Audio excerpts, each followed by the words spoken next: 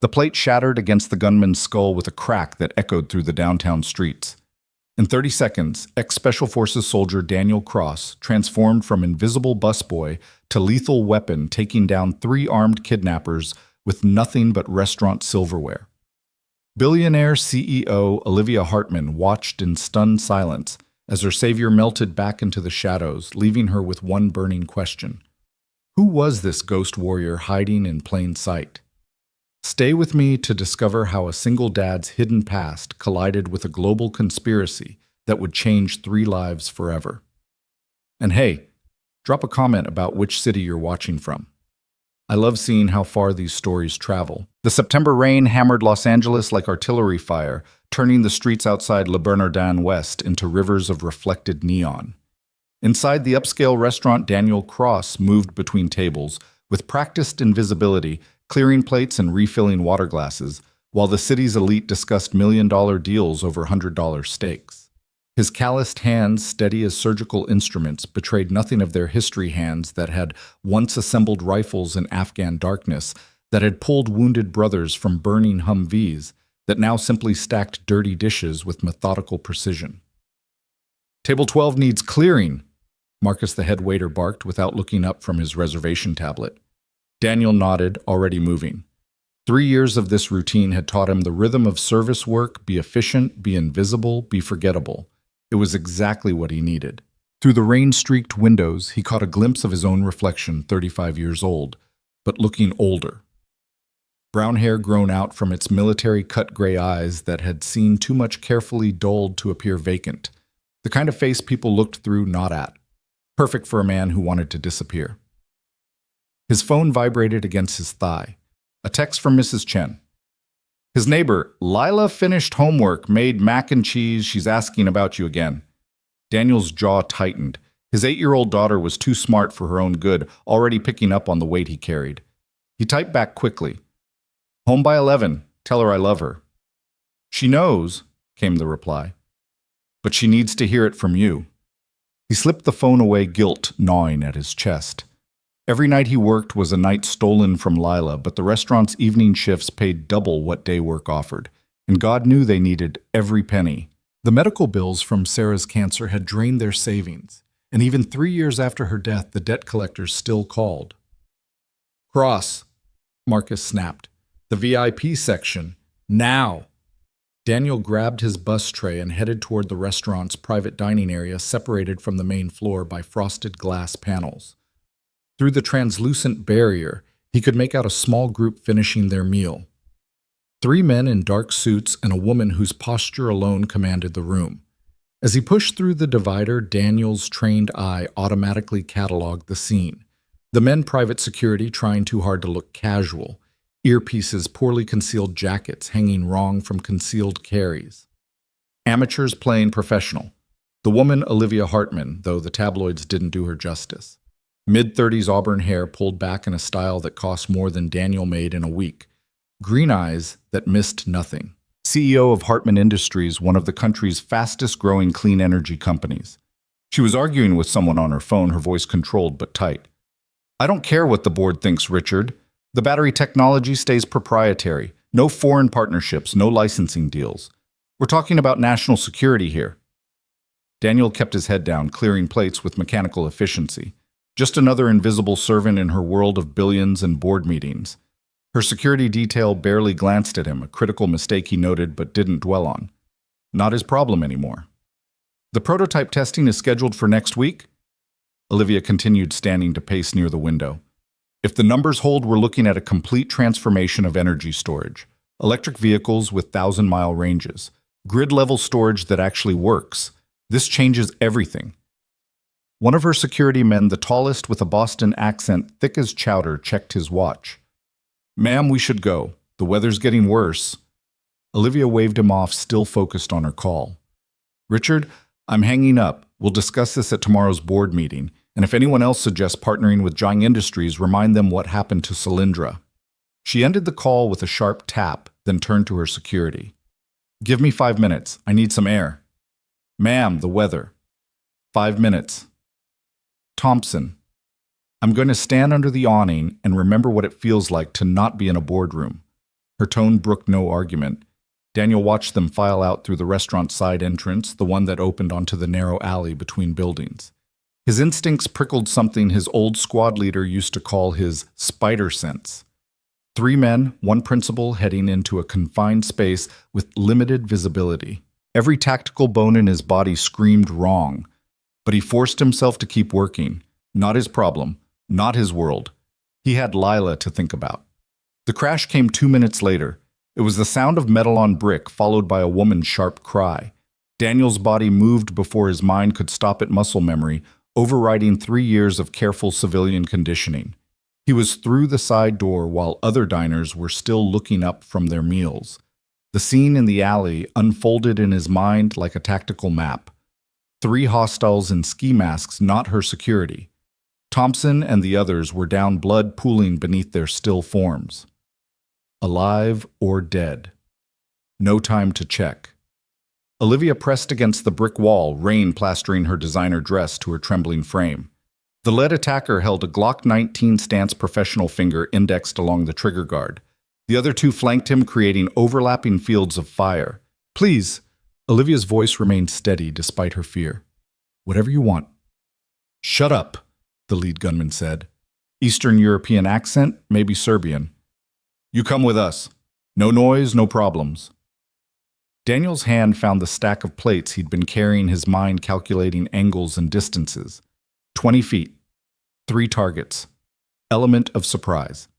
In Afghanistan, he'd have had an M4 and squad support. Here, he had dinner plates and the knowledge that his daughter was waiting for him at home. Lila's face flashed in his mind. Growing up without a mother was hard enough. Growing up without both parents. The gunman grabbed Olivia's arm, yanking her forward. She stumbled, crying out as her heel snapped. That small sound of distress made Daniel's decision for him. The first plate flew like a ceramic frisbee, catching the lead gunman in the throat. He dropped hands, clutching his crushed windpipe. Daniel was already moving, using the momentum to close distance. The second attacker swung his weapon around, but Daniel had reached him, deflecting the gun arm up with his left hand while driving a dinner fork into the man's wrist tendons with his right. The gun clattered away. The third man fired too high. Panic shot the bullet sparking off the brick inches from Olivia's head. Daniel rolled forward, came up with a handful of gravel from the alley floor and flung it into the shooter's face. As the man flinched, Daniel swept his legs, bringing him down hard onto the wet pavement. A precise strike to the carotid sinus, and the attacker went limp. Total elapsed time, 8 seconds. Daniel turned back to the second attacker, who was trying to retrieve his dropped weapon with his good hand. A measured kick sent the gun skittering into the darkness, followed by a knee strike that put the man into the wall. He slumped down unconscious. The lead gunman was still moving, trying to crawl despite his damaged throat. Daniel knelt beside him, applying pressure to specific points that would keep him conscious but immobile. He needed answers. Who sent you? Daniel's voice had dropped an octave, accessing a register he hadn't used in 3 years. The man's eyes widened in recognition of what he was facing, not a busboy, but something far more dangerous. He tried to speak, but only managed a wet gurgle. Sirens wailed in the distance. Daniel looked up at Olivia, who stood frozen against the wall, rain and shock mingling on her face. Their eyes met for a single electric moment. In hers, he saw questions forming wheels turning behind the shock. In his, she saw something that made her take an involuntary step back, a glimpse of the predator that lived beneath the service uniform. Your security needs medical attention, Daniel said, his voice returning to its normal register. He checked Thompson's pulse, steady but weak. Tell the police you didn't see who helped. The rain, the confusion. You don't remember. Wait. Olivia started forward, but Daniel was already moving. He disappeared into the maze of downtown alleys, leaving behind 3 unconscious attackers, 3 wounded security guards, and 1 very confused billionaire. By the time the police arrived, he was blocks away, just another pedestrian hunched against the rain. His phone buzzed.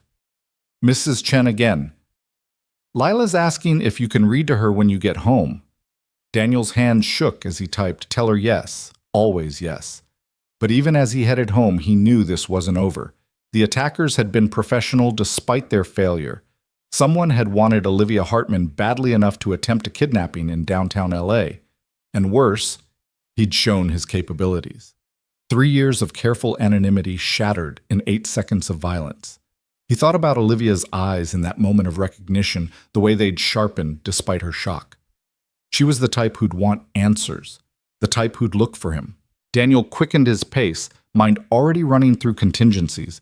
They'd have to move again. New city, new identities, new school for Lila. The thought of uprooting her again made his chest tight, but staying might be worse. If whoever targeted Olivia traced the intervention back to him, the apartment building loomed before him, a tired brick structure that had seen better decades. Mrs. Chen met him at her door, concern creasing her weathered face. "You're soaked," she said, then lowered her voice. "And you have that look, the one from when you first moved in." "Everything's fine," Daniel lied smoothly. "Just a long shift." She studied him with eyes that had seen revolution in Taiwan, that had raised 4 children alone after her husband died. "Lila's on my couch." She insisted on waiting up. Daniel found his daughter curled under one of Mrs. Chen's hand-knitted blankets, a book clutched to her chest, her dark hair. Sarah's hair spilled across the cushions. Even in sleep, she looked worried, her small face pinched with concerns no 8-year-old should carry. "Hey, Princess Vietnam," he whispered, gathering her into his arms. She stirred, blinking up at him with eyes that were purely his gray and too perceptive. "Daddy, you smell like rain." "Got caught in it. Come on, let's get you to bed." "Will you read to me?" "Always." He carried her across the hall to their apartment, 2 bedrooms that felt smaller every month. Lila's room was a careful chaos of books, drawings, and the few toys they could afford. He tucked her in, then reached for their current book, something about a girl who discovered she could talk to dragons. "Daddy," Lila's voice was small. "Are we going to have to move again?" The question hit like a physical blow. "What makes you ask that? You have your worried face, the same one from before we left Houston and Phoenix." Daniel forced a smile. "No moves planned, Princess. I promise." "Good. I like my teacher. And Emma's my friend. She says I can come to her birthday party next month." Each word twisted the knife deeper. A birthday party. Such a normal thing, yet it might as well be on Mars for all the stability he could offer her. He read until her breathing deepened into sleep, then sat watching her in the dim light from the hallway. Sarah would have known what to do. Sarah always knew. But Sarah was gone, leaving him to navigate parenthood like a minefield, never knowing which step might cause everything to explode. His phone vibrated. Unknown number. "Mr. Cross, or should I say Sergeant First Class Cross, we need to talk about tonight. OH. Daniel's blood chilled. She'd found him already. His name, his rank. How much else did she know? He deleted the message, then went to his bedroom closet. Behind a false panel he'd installed himself was a go-bag cache fake IDs. Ammunition for weapons he no longer officially owned. He'd hoped to never need it again. Another buzz. "I'm not looking for trouble. Just answers. And I think you need to know they weren't after me. They were after what I know, what I've developed. This is bigger than either of us." Daniel stared at the message. Every instinct screamed to run. Pack Lila up, disappear into the night, become new people by morning. It's what had kept them safe for 3 years. But he thought about those attackers. Professional. Coordinated. Eastern European accents in LA targeting a clean energy CEO. His mind assembled patterns, connections. This wasn't a simple kidnapping for ransom. "They had surveillance photos of your daughter. They know who you are." The blood drained from Daniel's face. His thumb hovered over the phone screen, rage and fear warring in his chest. If this was a manipulation, but no. He'd seen Olivia's face in that alley. She wasn't the type for games, and if they really did have photos of Lila. He typed, "Tomorrow, noon, public place. You come alone or this ends badly."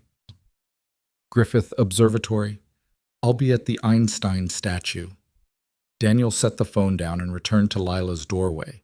She slept peacefully, unaware that their carefully constructed world was already crumbling. He'd failed. Sarah couldn't protect her from the cancer that ate her alive. He wouldn't fail their daughter. But as he stood there, he couldn't shake the feeling that by intervening tonight, he'd set something in motion that couldn't be stopped. The ghost he'd tried to bury was clawing its way back to the surface, and this time there might be no running from it. The next morning came too quickly. Daniel made Lila breakfast scrambled eggs and toast, her favorite, while his mind ran through tactical scenarios. Mrs. Chen agreed to watch her after school, accepting his excuse about extra shifts without question, though her eyes said she knew better. "Be careful, Mr. Cross," she said as he left. "Whatever this is, be careful." The drive to Griffith Observatory took 40 minutes in LA traffic. Daniel parked a quarter-mile away, approaching on foot to scout the area. Old habits died hard, and some habits kept you alive. He spotted Olivia's security first two teams trying to blend with the tourists, but failing miserably. She hadn't come alone, but then he hadn't expected her to. What surprised him was that she stood openly by the Einstein statue, clearly visible, making herself a target. Either she was foolish, or she trusted her security more than she should. Daniel circled wide, using tourist groups for concealment, until he could approach from her blind spot. He was 3 feet away before she noticed him, and only because he cleared his throat. She spun hand going to her chest. "Jesus, how did you—" She looked around at her security, none of whom had noticed his approach. Never mind. Up close in daylight, she was more striking than he'd realized. Not beautiful in the classical sense, but compelling, with an intensity that commanded attention. Her suit probably cost more than he made in a month, but she wore it like armor. "You found me quickly," Daniel said, keeping his voice neutral. "I have resources." She studied him openly. "You look different out of uniform, less invisible. That's the point of a uniform." "Is it, or is looking invisible the point?" She reached into her purse and Daniel tensed, but she only pulled out a tablet. Daniel Cross, Army Rangers 2005 to 2018. 4 tours in Afghanistan, 2 in Iraq. Silver Star, Bronze Star with Valor, 3 Purple Hearts. Medically discharged after an IED incident that killed half your squad. Wife died of cancer 2 years later. You've been moving ever since, never staying in one place more than 8 months. Until LA. Daniel's jaw tightened. You had no right. They had all of this too. She turned the tablet toward him. On the screen were surveillance photos, him at work at Lila's school at the grocery store, and worse photos of Lila alone walking home, playing in the park, reading in the library. These were on one of the attackers' phones. The police don't know I have a friend in the department who let me look before they logged evidence. The world narrowed to those images of his daughter. Someone had been watching her, cataloging her routines, her vulnerabilities. Daniel's hands curled into fists, the careful control he'd maintained for 3 years cracking. "Who?" The word came out as a growl. "That's what I'm trying to find out." Olivia lowered the tablet. "But I think it's connected to my work. 3 months ago, we had a breakthrough, a new battery technology that could revolutionize energy storage. We're talking about ending dependence on fossil fuels within a decade. The implications are worth killing for," Daniel finished. "Worth starting wars over." She nodded. "The attack last night wasn't random.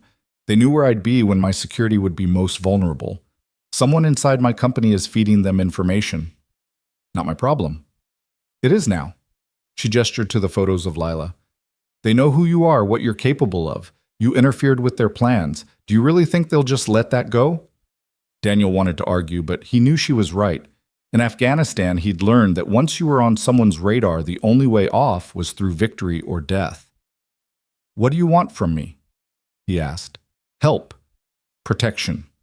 Someone I can trust who isn't connected to my company, my board, or any government agency that might have its own agenda." "You don't know me." "I know you risked your life to save a stranger. I know you're raising a daughter alone while working a job that's beneath your capabilities. And I know you're the kind of man who can take down 3 armed professionals with dinner plates." She paused. "That's more than I know about anyone else in my life right now. I'm not for hire. I'm not trying to hire you. I'm trying to survive long enough to get this technology to market. And based on those photos, so are you." She pulled out a business card, expensive cardstock with minimal text. "My direct line. When you're ready to admit we're in this together, call me." She started to leave, then turned back. "For what it's worth, I'm sorry. You saved my life, and the reward is getting dragged into my nightmare. That's not fair." "Fair." Daniel laughed bitterly. "Fair died with my wife. All that's left is protecting what matters. Their eyes met, and something passed between them. Understanding, maybe, or recognition of kindred damage. Then she was walking away, her security falling into formation around her, still oblivious to the fact that the most dangerous person on the observation deck was the one they'd never noticed. Daniel stood there long after she'd gone, her card burning in his pocket. Every instinct said to run to grab Lila and disappear into the vast anonymous sprawl of America. But the images on that tablet haunted him. They knew about Lila. Running wouldn't change that. His phone rang. Mrs. Chen. Mr. Cross, Lila's school called. There was a man asking questions about her. Security stopped him, but Daniel was already running for his car. Lock your door. Don't open it for anyone but me. The drive back took an eternity and an instant. He took corners on two wheels, weaving through traffic with skills he'd learned pursuing insurgents through cobble streets.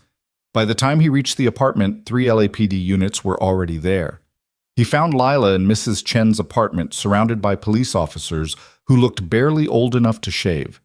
She ran to him the moment he appeared, burying her face in his chest. There was a man, Daddy. He had a camera. It's okay, Princess. You're safe. Over her head, he looked at the lead officer. Description: white male, mid-40s, European accent. Said he was a photographer doing a story about urban schools. Had fake credentials, but good ones. School security got suspicious when he kept asking about specific students. Just mine. The officer hesitated. No, 3 others. All children of single parents with military backgrounds. Daniel's mind raced. They weren't just watching him, they were building a profile identifying similar targets.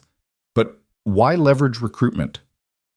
We'll post a unit outside tonight, the officer said. But honestly, if someone wants to, they won't. Daniel's tone left no room for doubt. The officer nodded, recognizing something in Daniel's eyes that made further discussion unnecessary. That night after Lila was asleep, Daniel sat in the dark living room with a glass of whiskey. He didn't drink, and Olivia's card in his hand. Through the thin walls, he could hear Mrs. T's, Chen's television, the laugh track of some sitcom, providing surreal counterpoint to his thoughts. He thought about Sarah, how she'd made him promise to keep Lila safe, to give her a normal life. But normal was a luxury they couldn't afford anymore. Maybe had never been able to afford. At midnight, he made the call. I was wondering when you'd call, Olivia answered on the second ring. She sounded exhausted.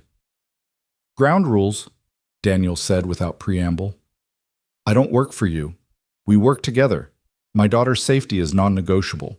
If it comes down to your technology or her life, I choose her every time. Understood. I want everything, every file, every employee record, every piece of correspondence related to your project. If someone in your company is dirty, I'll find them. I'll have it ready by morning. And I want resources, safe houses, clean vehicles, untraceable funds. If we're doing this, we do it right. Done. There was a pause. Then Olivia said, Can I ask you something? Why did you really intervene last night? You could have walked away. Daniel thought about lying, but found himself speaking truth. Because I've walked away before. From fights that mattered, from people who needed help. My wife used to say I was trying to save the world to make up for the ones I couldn't save. Maybe she was right. And now I just want to save my daughter. Everything else is secondary. That's not true, though, is it? If it was, you wouldn't have helped me. Daniel didn't answer, but she was right. Somewhere beneath the scar tissue and carefully constructed walls, the soldier who'd once believed in causes greater than himself was still alive, still fighting. There's something else, Olivia said.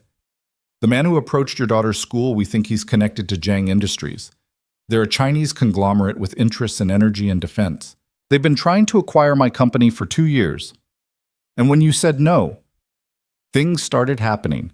Industrial accidents, key employees having family emergencies. Nothing traceable, but the pattern was clear.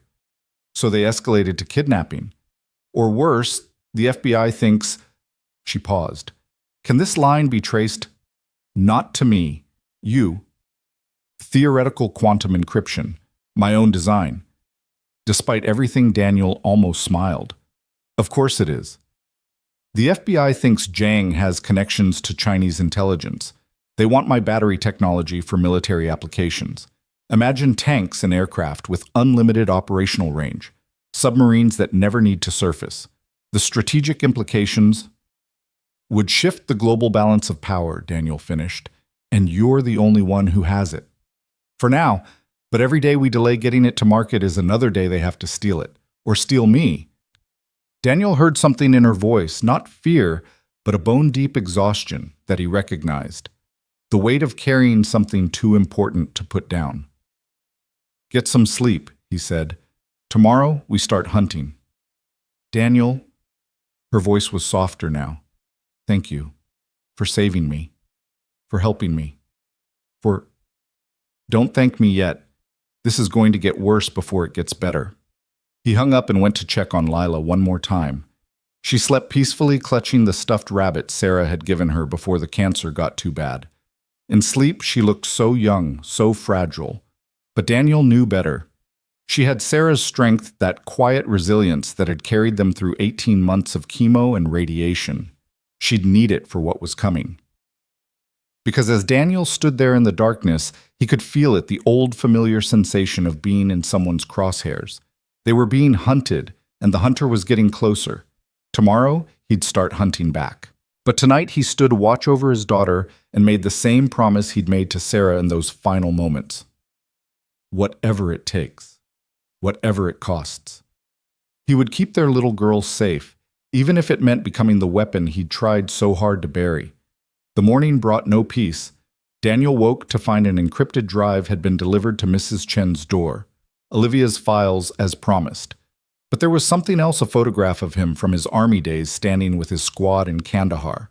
Red X's marked through the faces of the dead. Only 3 faces remained unmarked, his and 2 others.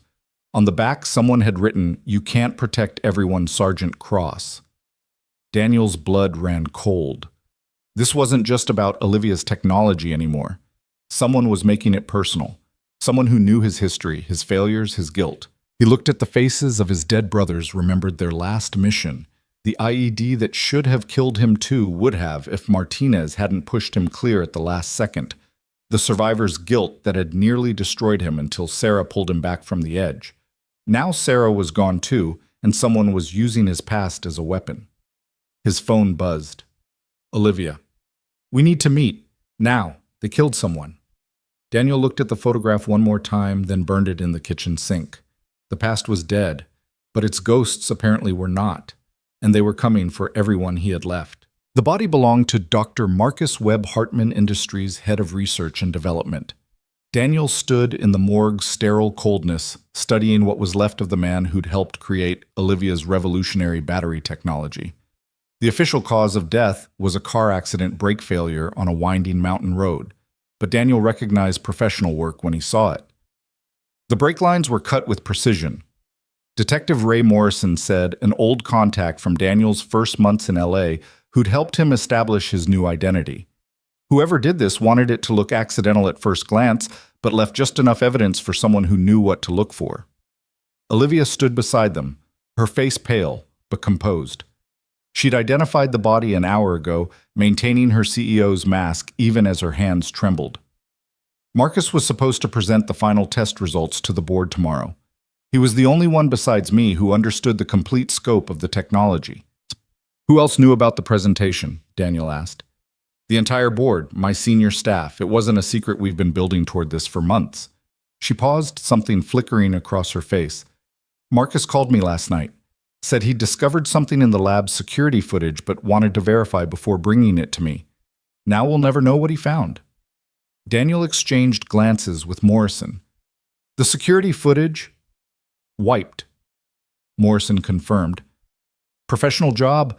Whoever did this had inside access to your systems, Ms. Hartman. They left the morgue in separate cars, but Daniel followed Olivia to her office in downtown LA, a gleaming tower that seemed to pierce the smoggy sky. Her security was visible now, 8 men who watched Daniel with barely concealed suspicion. He'd been added to their threat assessment after appearing from nowhere at Griffith Observatory. They don't trust you, Olivia said as they rode the executive elevator. Good. They shouldn't trust anyone right now. Daniel studied the elevator's control panel, noting the hidden cameras, the emergency protocols. How many people have access to this floor? 12 board members and senior staff only, and maintenance cleaning crews, IT support. She fell silent, understanding dawning. God, we're vulnerable everywhere, aren't we? Everyone is. The trick is making the vulnerabilities work for you. The elevator opened onto a floor that reeked of money and power. Floor-to-ceiling windows offered a view of the city that probably cost millions just to maintain. Olivia's office occupied the corner, a massive space that felt more like a fortress than a workspace. She went to a hidden panel in the wall, revealing a safe that looked like it could survive a nuclear blast. Inside were drives, documents, and something that made Daniel's breath catch, a prototype battery no bigger than a smartphone. "This is it," she said, holding it up. 3 years of development. It can power a house for a month, a car for 5,000 miles, or a weapon system for She trailed off. "For long enough to change warfare forever," Daniel finished. "Marcus was the only other person who knew the complete formula. I compartmentalized everything else, different teams working on different components, no one seeing the full picture." She returned the prototype to the safe. Someone killed him for what he knew. Daniel's phone buzzed. "Mrs. Chen. Lila's home from school. Man in blue sedan has driven by 3 times. His body went rigid. Olivia noticed immediately. "What is it?" "They're watching my daughter." He was already moving toward the door. "I have to go." "Wait." She grabbed his arm and he nearly reacted on instinct before catching himself. "Bring her here. The building has a residential floor, corporate apartments for visiting executives. Full security controlled access. It's safer than a rundown apartment with one exit and windows that don't lock."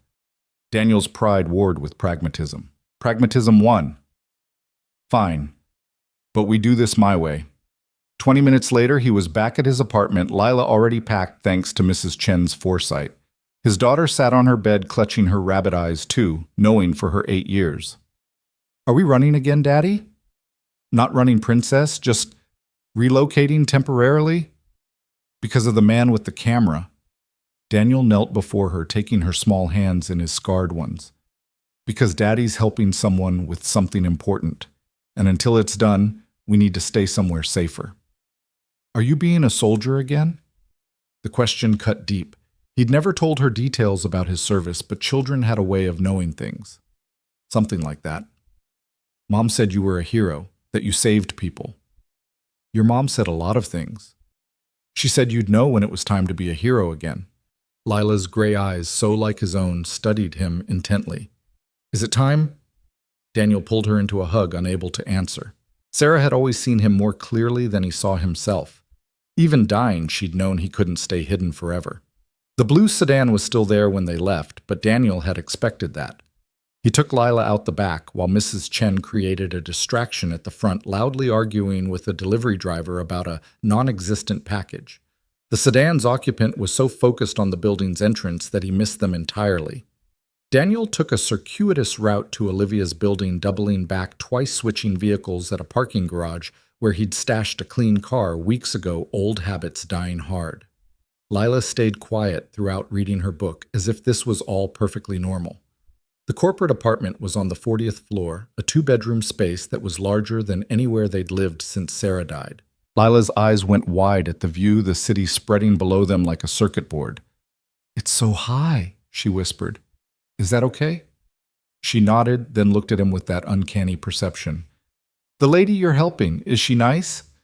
Before Daniel could answer, Olivia appeared in the doorway. She'd changed from her CEO armor into jeans and a sweater, looking younger, more vulnerable. "You must be Lila," she said, crouching to the girl's level. "I'm Olivia. Your dad is helping me with something very important." Lila studied her with those serious gray eyes. "Are you why those men were watching us?" Olivia glanced at Daniel, who nodded slightly. No point in lying to a child who already knew too much. "Yes," Olivia said simply, "and I'm very sorry about that, but your dad is going to make sure you're both safe." "He's good at that," Lila said matter-of-factly. "He has nightmares about the people he couldn't save, but he always saves me." The silence that followed was deafening. Daniel felt exposed as if his daughter had peeled back his skin to show the scars beneath. Olivia's eyes met his, and he saw understanding there. She had her own scars, just better hidden. "Why don't you pick which bedroom you want?" Daniel suggested, desperate to change the subject. As Lila explored the apartment, Olivia moved closer to him. "Nightmares."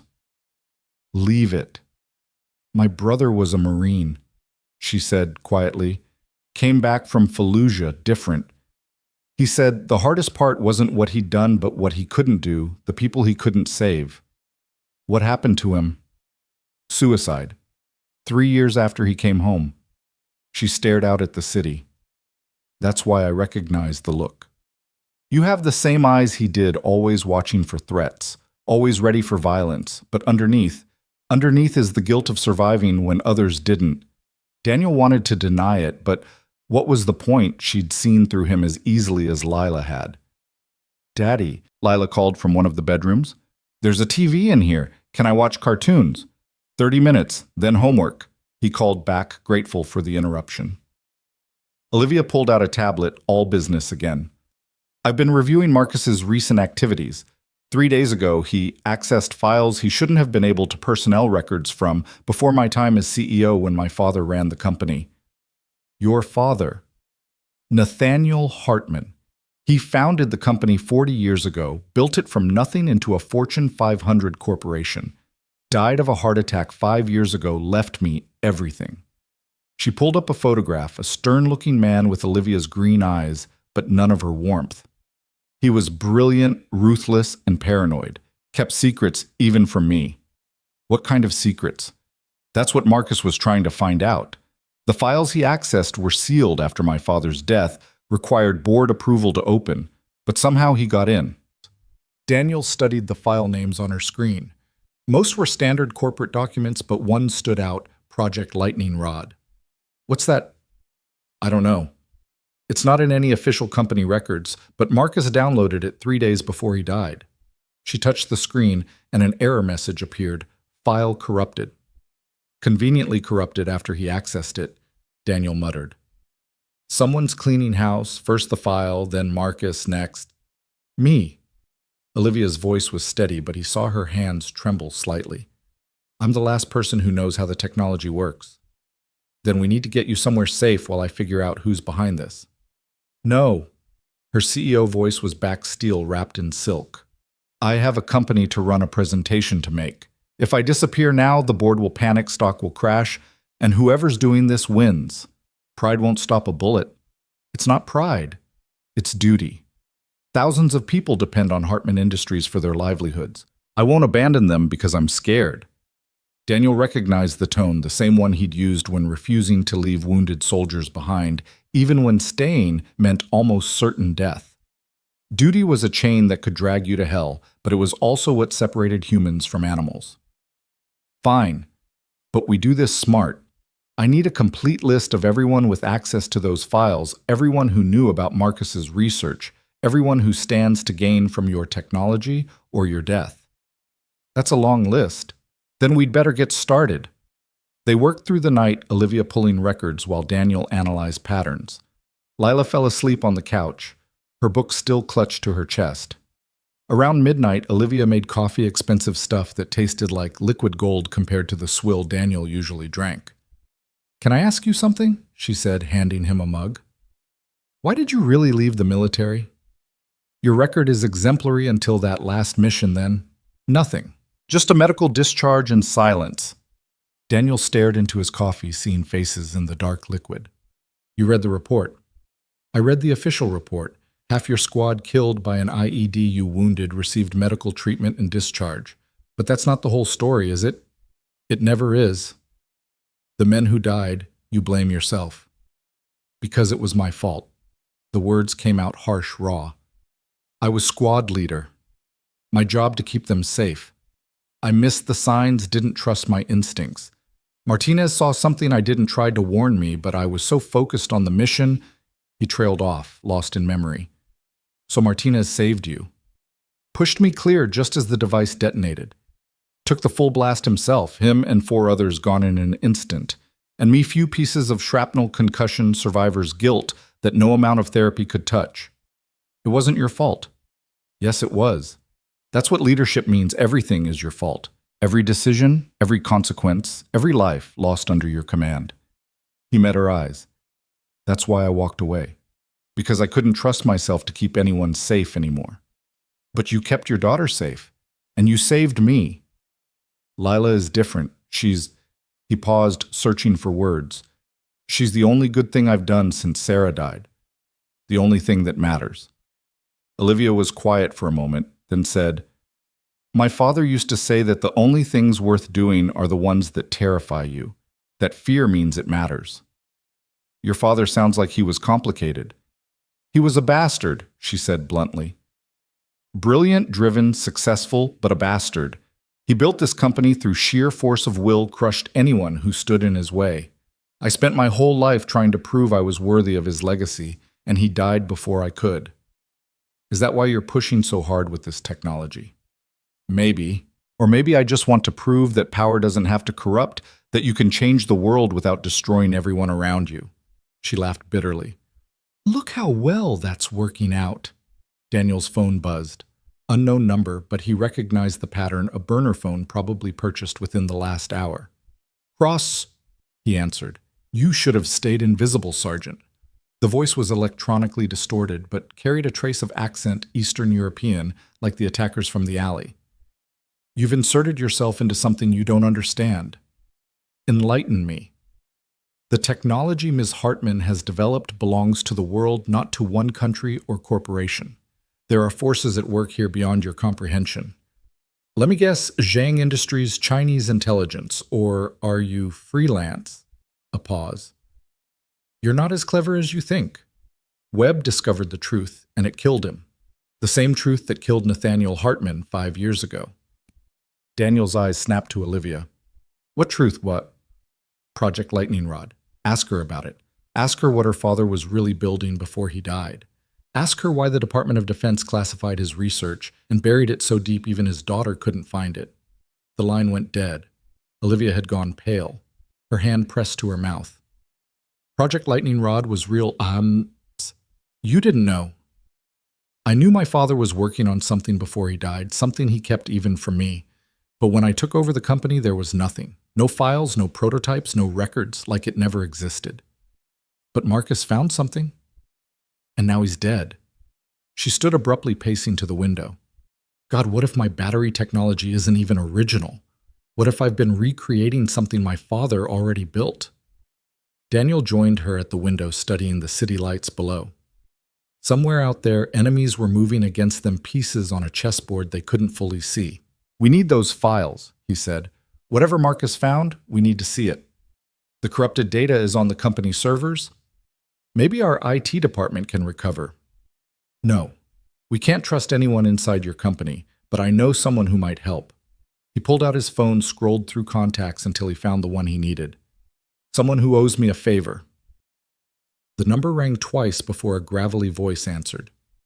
Daniel, Jesus Christ, that really you? Hello, Tommy. Thomas Tommy Rodriguez had served with Daniel in Afghanistan, their squad's tech specialist, before an IED took his left leg and ended his military career. Now he ran a cybersecurity firm in Venice Beach, doing gray area work for whoever paid best. Thought you were dead, brother. After Sarah, you just vanished. I needed to disappear. And now you need to reappear. Must be serious. It is. Can you meet tonight? For you always. But Daniel, I heard things. People looking for you. People with resources and grudges. I know. That's why I need your help. They agreed to meet at Tommy's office, a converted warehouse that looked abandoned from the outside, but housed some of the most sophisticated electronic equipment on the West Coast. Daniel left Olivia and Lila in the secure apartment, though neither was happy about it. I should come with you, Olivia insisted. You should stay with my daughter and make sure no one gets to her. Can you shoot? My father insisted I learn. I have a concealed carry permit. He handed her a Glock 19 from his go bag. Anyone comes through that door who isn't me, you empty the magazine center mass. Don't hesitate. Don't negotiate. Just shoot. She took the weapon with steady hands, checking the chamber like someone who knew what they were doing. How long will you be gone? 2 hours, maybe 3. If I'm not back by dawn, take Lila and run.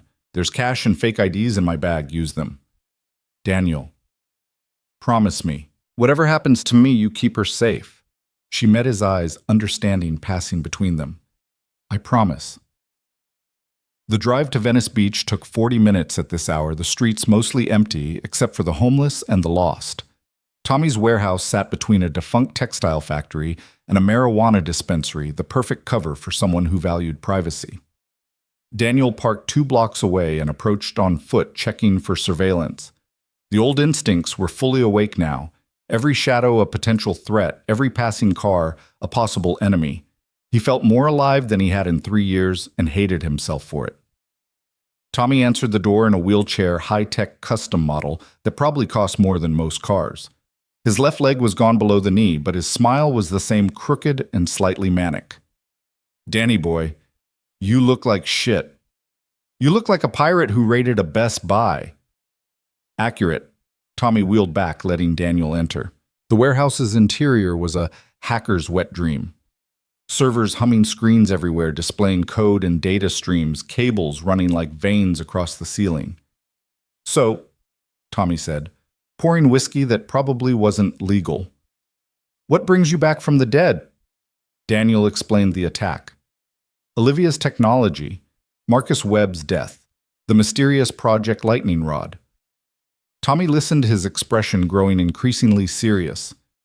Zhang Industries, he said when Daniel finished. Bad news, brother. They're not just corporate, they're a front for Chinese military intelligence. Been trying to steal American tech for years. Can you recover corrupted data? Depends how it was corrupted. Give me access. I'll take a look. His fingers flew across a keyboard, screens lighting up with code. What's the company? Hartman Industries. Tommy whistled low. Big leagues. Their security is actually decent. I've tested it for fun. You've hacked them before. Not hacked. Probed. There's a difference. More typing. Okay, I'm in their servers. What am I looking for? Project Lightning Rod. Files accessed by Marcus Webb 3 days ago. Found them, and... shit. This wasn't just corrupted, it was professionally destroyed. Military-grade deletion protocols. He leaned forward, interested now. But whoever did it was in a hurry. They missed fragments. Can you recover them? Maybe. Give me an hour. While Tommy worked, Daniel checked in with Olivia. Everything quiet. Lila still sleeping, but something in Olivia's voice seemed off, a tension that hadn't been there before. What's wrong? I've been thinking about my father's death, the heart attack. He was healthy, obsessive about fitness, and the timing right when he was supposed to present something to the Department of Defense. You think he was murdered? I think nothing about this is coincidence. Tommy's shout interrupted them. Got it. Holy shit, Daniel, you need to see this. Daniel moved to look over Tommy's shoulder. On screen were partially recovered documents. Technical specifications, chemical formulas, test results. It was battery technology, but different from what Olivia had described. More primitive, but also more weaponized. This isn't just energy storage, Tommy said. This is a weapon. Electromagnetic pulse capability, directed energy applications. Your girlfriend's father was building a battery that could power weapons we don't even have yet. And someone killed him for it. Or to stop it. Daniel, look at this. Tommy pulled up another fragment, a list of names. This is a Defense Department Black Ops unit. Project Lightning Rod wasn't just Hartman Industries, it was a joint operation with military intelligence. One name on the list made Daniel's blood freeze, Colonel Richard Sterling, his former commander, the man who'd sent them on the mission that killed half his squad. Sterling's involved in this. He died 2 years ago. Car accident. Tommy's voice was grim. Starting to see a pattern. Everyone connected to Project Lightning Rod was dead except Daniel's phone rang. Olivia panicked. Someone's trying to get in. The security panel is going crazy. The sound of shattering glass cut her off, followed by Lila's scream. Daniel was already running for his car. Call 911, barricade yourself in the bedroom. Daniel. More glass breaking, then gunfire. 3 shots controlled bursts, Olivia shooting, then Swantis. Olivia. Nothing. Daniel drove like a man possessed, taking corners at speeds that should have killed him. His mind ran through scenarios, each worse than the last. If they'd hurt Lila, he made it to the building in 12 minutes a drive that should have taken 30. Security was in chaos, guards running everywhere, LAPD units arriving. Daniel badged through using his military ID, taking the stairs 3 at a time because waiting for the elevator would have driven him insane. The apartment door was destroyed, hanging off its hinges. Daniel entered tactically weapon drawn, a Sig Sauer he'd grabbed from his car. The living room was a war zone, furniture, overturned glass everywhere from the shattered windows. Blood on the carpet, but whose? Lila? His voice cracked. Daddy. She emerged from the bedroom, Olivia behind her holding the Glock. Both were splattered with blood but appeared uninjured. Daniel dropped to his knees, pulling Lila into his arms. Are you hurt? No. Olivia protected me. She shot the bad men. Over Lila's head, he met Olivia's eyes. She was in shock, but holding it together, the weapon still raised like she expected more attackers. How many was? He asked. 3. They came through the window's rappelling gear. Professional. Her voice was eerily calm. I shot 2. The 3rd fled when he heard sirens. Daniel surveyed the scene with new respect. 2 bodies in tactical gear, both with center mass groupings that would make a drill sergeant proud. You did this? My father made me train every week from age 16, said a woman in power needed to be able to protect herself. She finally lowered the weapon. I never thought I'd actually have to kill anyone. The shock was setting in now, her hand starting to shake. Daniel gently took the Glock from her. You saved my daughter's life. She saved mine first, Olivia said, and suddenly she was crying, all the CEO armor crumbling. The 3rd one had me, but Lila threw her rabbit at his face, gave me time to reload. Daniel looked at his 8-year-old daughter, this brave, impossible child who'd inherited Sarah's courage along with her eyes. You threw Mr. Hoppy. He would have hurt Olivia, Lila said simply. And you like her. Before Daniel could process that, LAPD burst in, weapons drawn. The next hour was controlled chaos statements, crime scene text, Detective Morrison arriving to take charge.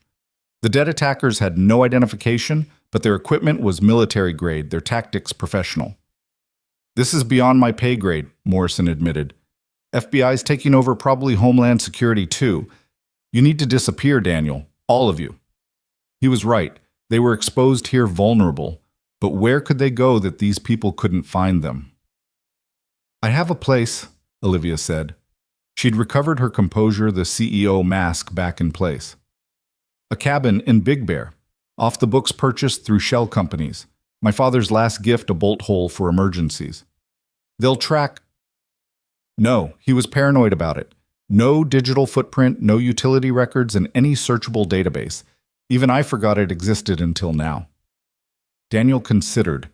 It wasn't perfect, but it was better than staying here. Pack light, he told them. We leave in 10 minutes.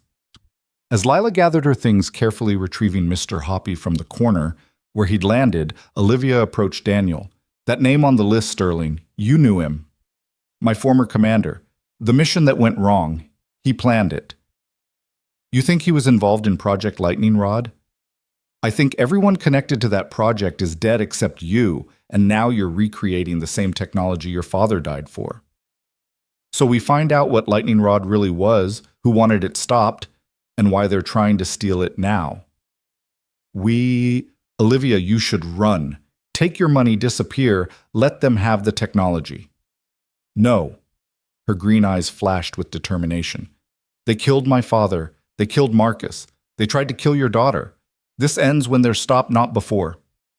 Daniel saw the steel in her, the same determination that had built a corporate empire and revolutionized energy technology. She wouldn't run, neither would he.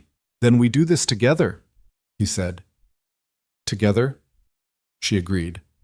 From across the room, Lila watched them with those 2 knowing eyes holding her rabbit tight. She'd already lost one parent to cancer, nearly lost another to violence tonight. But she wasn't crying, wasn't panicking, like her parents, both the one who'd borne her and the one who'd raised her, she was a survivor. The war for Lightning Rod had begun. And Daniel Cross, the ghost soldier who'd tried so hard to disappear, was about to remind the world why some ghosts should never be awakened. The drive to Big Bear took 3 hours through the pre-dawn darkness. Daniel constantly checking mirrors for tails, while Olivia navigated using paper maps, nothing digital that could be traced. Lila slept in the back seat, clutching Mr. Hoppy, occasionally whimpering from dreams that no 8-year-old should have. "She's traumatized," Olivia said quietly, watching the girl in the rear-view mirror. "She's alive, Daniel replied. "Everything else we can deal with later." The cabin emerged from the pine forest like something from a fairy tale, a modest A-frame structure that looked abandoned from the outside windows, dark roof, thick with pine needles. But Daniel's trained eye caught the details, reinforced door frames, subtle cameras, windows that were likely bulletproof. "Your father built a fortress," he observed. "He built a sanctuary," Olivia corrected, punching a code into a hidden panel, or a prison, depending on how you look at it. The interior was a surprise modern, fully equipped with a sophisticated security system that would make most military bases jealous. Olivia's father had spared no expense in creating his hidden retreat. "There's a workshop in the basement," she said, flicking on lights. "Full laboratory, actually. He did some of his most sensitive work here." Daniel carried Lila to one of the bedrooms, tucking her in without waking her. When he returned, he found Olivia in the kitchen making coffee with hands that shook slightly, the adrenaline finally wearing off. "You killed 2 men tonight," he said gently. "I know." She didn't look at him. "I can still feel the gun jumping in my hands, see their faces through the sights. The first time is always the hardest." "Does it get easier?"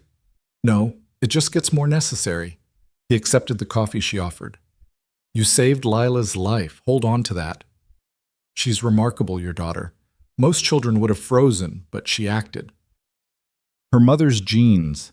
Sarah was the brave one. Olivia studied him over her mug. "Tell me about her." "Sarah." Daniel rarely talked about his wife, but something about the darkness, the shared violence, made him open up. "We met at Walter Reed. I was recovering from my first Purple Heart. She was a pediatric nurse. She said I looked like a lost puppy who'd been kicked too many times." "Romantic." "She was like that, brutally honest but kind about it. We got married 6 months later, right before my second deployment. She waited, never complained, even when I came back different each time." "How did she handle it?" "The changes. She didn't try to fix me, just loved me through it. When the IED happened, when I came back broken in ways that didn't show on x-rays, she held me together." His voice roughened. "Then the cancer came. 18 months from diagnosis to the end. I watched the strongest person I knew waste away, and there was nothing I could do. No enemy to fight, no mission to complete, just helplessness. I'm sorry." "She made me promise to keep living to raise Lila right, but after she died, I just wanted to disappear. Become nobody, be nothing. Safer that way." "But you couldn't stay hidden, not when someone needed help." "Sarah used to say I had a hero complex, that I needed to save everyone because I couldn't save myself." "Maybe she was right. Or maybe you're just a good man in a world that's forgotten what that means." Before Daniel could respond, his phone buzzed. Tommy Rodriguez. "Brother, you need to know something. I kept digging into Lightning Rod, your Colonel Sterling. He wasn't working alone. There's a whole network, military contractors, intelligence assets, corporate executives. They called themselves the Prometheus Group. What did they want? To prevent certain technologies from disrupting the global balance. Energy weapons, advanced batteries, anything that could shift power too quickly. They weren't stealing tech, they were suppressing it." Daniel put the phone on speaker so Olivia could hear. "Sterling's dead," Daniel said. "So who's running Prometheus now?" "That's the million-dollar question, but I found something else. Nathaniel Hartman wasn't just developing the battery, he was going to give it to China." Olivia gasped. "That's impossible. My father was a patriot." "Your father was a businessman, sir," Tommy interrupted. "China offered him $50 billion for exclusive rights. The Defense Department found out, tried to stop him. The heart attack happened 2 days before the transfer was supposed to occur." "You're saying they killed him?" "I'm saying he died conveniently. And now his daughter has recreated the same technology and the same players are circling. Daniel's mind raced assembling pieces. But the attackers have been trying to kidnap Olivia, not kill her. Because whoever's running Prometheus now wants the technology not to suppress it, but to control it. The game's changed since Nathaniel's time. Any idea who? Working on it. But Daniel, be careful. These people have resources you can't imagine, and they know where you are. How? Because I'm telling them. The voice wasn't Tommy's anymore. Someone else had taken the phone. Daniel recognized it immediately, Richard Sterling, his dead commander. Hello, Sergeant Cross. Been a long time. You're supposed to be dead. Death is a useful fiction. Allows one to work without scrutiny. Sterling's voice was exactly as Daniel remembered, cultured, cold, intelligent. I must admit I didn't expect you to surface. You were doing so well as nobody. Let Tommy go. Oh, Mr. Rodriguez is fine. Unconscious, but fine. We're not monsters, Daniel. We're pragmatists. The technology Ms. Hartman has developed is too dangerous for any one nation or corporation. It needs to be controlled, regulated, distributed carefully. By you. By people who understand the implications. Imagine China with unlimited energy weapons, or terrorists with batteries that could power a dirty bomb indefinitely. Some genies need to stay in their bottles. Olivia grabbed the phone. You killed my father. Your father was going to start World War III for money. We stopped him. Unfortunately, you've inherited both his genius and his stubbornness. So you'll kill me too. I'd prefer your cooperation. Join Prometheus. Help us control the technology's release. Ensure it benefits humanity without destroying it. Go to hell, Sterling sighed. I expected as much. Daniel, you have 24 hours to convince her. After that, we take more direct action. And your daughter, well, let's hope it doesn't come to that. The line went dead. Daniel immediately started packing. We move. Now. He knows we're here. Not yet, but Tommy's equipment will tell them soon enough. We have maybe an hour. They grabbed essentials, Daniel carrying the sleeping Lila to the car. As they pulled away, he saw lights approaching through the forest, multiple vehicles moving fast. Where do we go? Olivia asked. Somewhere they won't expect, somewhere public enough they can't act openly. An idea formed. The conference. You're supposed to present tomorrow, today actually, in San Francisco. That's insane. They'll be waiting. Exactly. They'll expect us to run to hide. Instead, we walk right into the spotlight. You present your technology to the world, make it public. Once it's out there, killing you becomes pointless. And Prometheus can't operate in the open. Their power comes from shadows, from secrets. We drag them into the light. The drive to San Francisco took 8 hours, using back roads and switching vehicles, twice rentals Daniel had scattered throughout California under false identities, another old habit that now proved invaluable. Lila woke halfway through, accepting their situation with that strange resilience children sometimes possessed. Are we going to be okay, Daddy? Yes, Princess, I promise. You can't promise that, she said seriously. Mom promised she wouldn't leave, but she did. Daniel's heart clenched. In the passenger seat, Olivia reached back to take Lila's hand. You're right, Olivia said. We can't promise everything will be okay, but we can promise to fight for it, to not give up. Is that enough? Lila considered this. I guess. They reached San Francisco as the morning fog rolled in the city, emerging from gray mist like something from a dream. The conference was at the Moscone Center, thousands of attendees expected for the Clean Energy Summit. Olivia's presentation was the keynote, the announcement that would change everything. Daniel left them at a hotel near the center while he scouted. The venue was crawling with security, but he spotted the Tell's men and women who moved wrong for corporate security, too smooth, too aware. Prometheus was here. He called Morrison his detective friend. I need a favor. Big one. Daniel, you're wanted for questioning in connection with, I know, but in 4 hours someone's going to try to assassinate Olivia Hartman at the Clean Energy Summit. I need SFPD there in force, visible, ready. You have proof. I have instinct, and you know my instincts are good. Morrison was quiet for a moment. I'll make some calls. But Daniel, if you're wrong, I'm not. He returned to find Olivia reviewing her presentation while Lila watched cartoons. She'd changed into a power suit, looking every inch the CEO, despite the exhaustion in her eyes. "You're really going through with this. It's the only way. If the technology goes public, if everyone has access to the research, then controlling it becomes impossible. My father tried to sell it to one buyer. I'm giving it to the world. That's worth billions? That's worth my life, and yours, and Lila's." She closed her laptop. "Besides, money isn't everything," said the billionaire. Said the woman who just learned her father was willing to start a war for profit. She stood smoothing her skirt. "I won't be him, Daniel. I won't let greed or fear determine the future." The conference center was packed, the energy palpable. Daniel had positioned himself in the back sightlines to all exits, Lila beside him with strict instructions to stay close.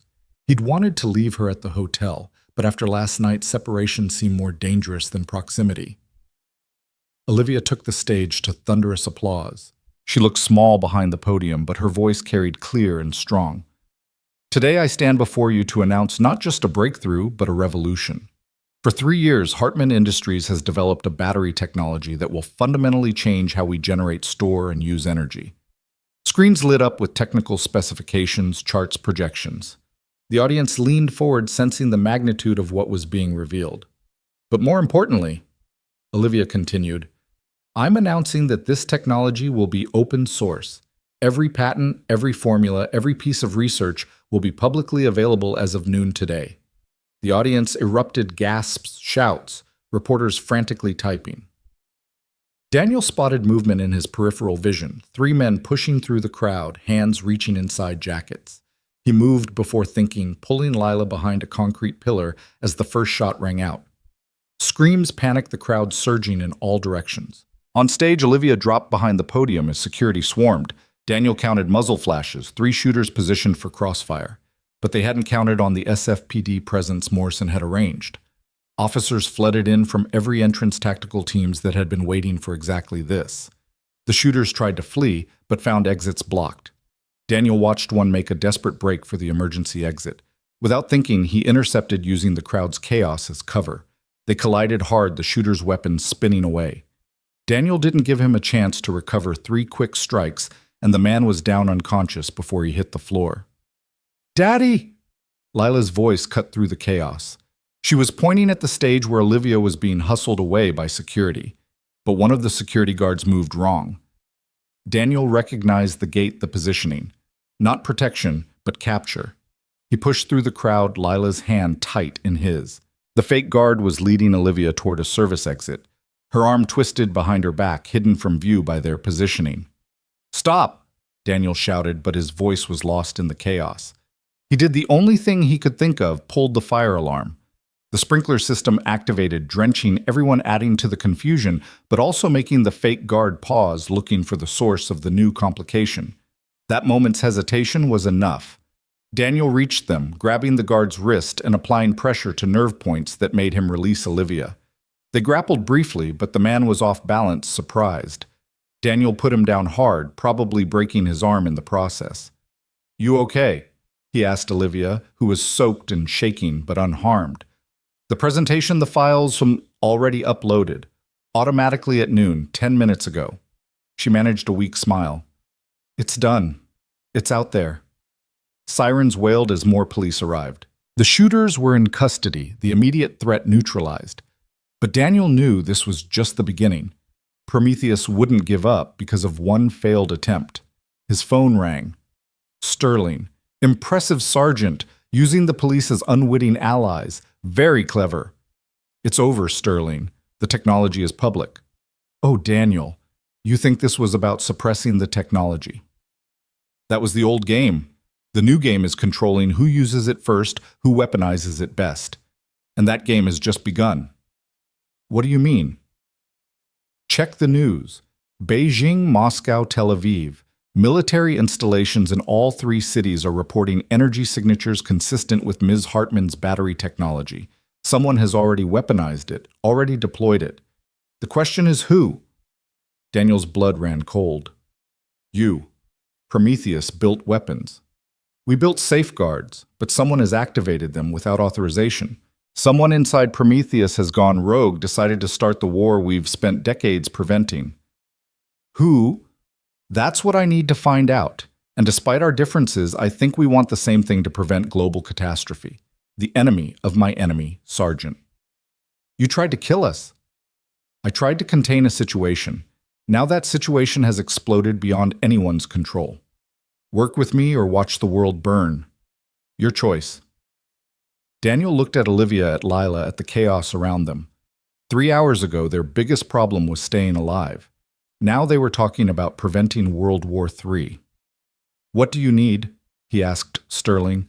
The complete technical specifications, not the public version, the real ones. Someone has built weapons we don't fully understand, and Ms. Hartman is the only person who knows how they truly work. And if we help you, then maybe we live long enough to regret it. I'll send coordinates. 1 hour. Come alone. Like hell. Fine, bring your child soldiers if you must. But Daniel understand this in the next 24 hours. Either we stop this or major cities start disappearing. Beijing is evacuating government officials. Moscow has gone to full military alert. The clock is ticking. The line went dead. Olivia was staring at him. You can't trust him. He killed my father. I know, but if he's telling the truth about the weapons... She pulled out her phone, checking international news. Her face went pale. Energy readings in 3 cities, military buildups, NATO's convening an emergency session. She looked up. What have I done? You gave the world a gift. Someone else turned it into a weapon. Same result. Lila tugged on Daniel's sleeve. Are we the good guys or the bad guys? It was such a simple question with such a complicated answer. How did you explain to a child that sometimes there were no good guys, just people trying to minimize the damage? We're the ones trying to stop people from getting hurt, he said finally. Then we're the good guys, Lila decided with 8-year-old certainty. If only it were that simple. The coordinates Sterling had sent led to an abandoned warehouse in Oakland, the kind of place where bad things happen to careless people. Daniel approached carefully, Olivia and Lila in the car a block away with strict instructions to flee if he didn't return in 20 minutes. Sterling was waiting inside, and Daniel's shock was physical. His former commander was supposed to be dead, but here he stood, scarred but very much alive. The left side of his face showed burn marks. His left arm moved stiffly, but his eyes were sharp as ever. Car accident? Daniel asked. Car bomb. Courtesy of someone who didn't appreciate Prometheus's work. I survived, decided death was a useful cover. Sterling gestured to a table covered with documents, laptops, maps. The situation is worse than I told you. How much worse? The weapons in Beijing, Moscow, and Tel Aviv aren't just tests. They're countdown timers. In 18 hours, unless they receive the proper shutdown codes, they'll detonate. Detonate. Electromagnetic pulses powered by Ms. Hartman's battery technology. Enough to knock out every electronic device in a 50-mile radius. No phones, no computers, no infrastructure. The cities would collapse into chaos within hours. Daniel studied the document's technical readouts, satellite imagery, intelligence reports.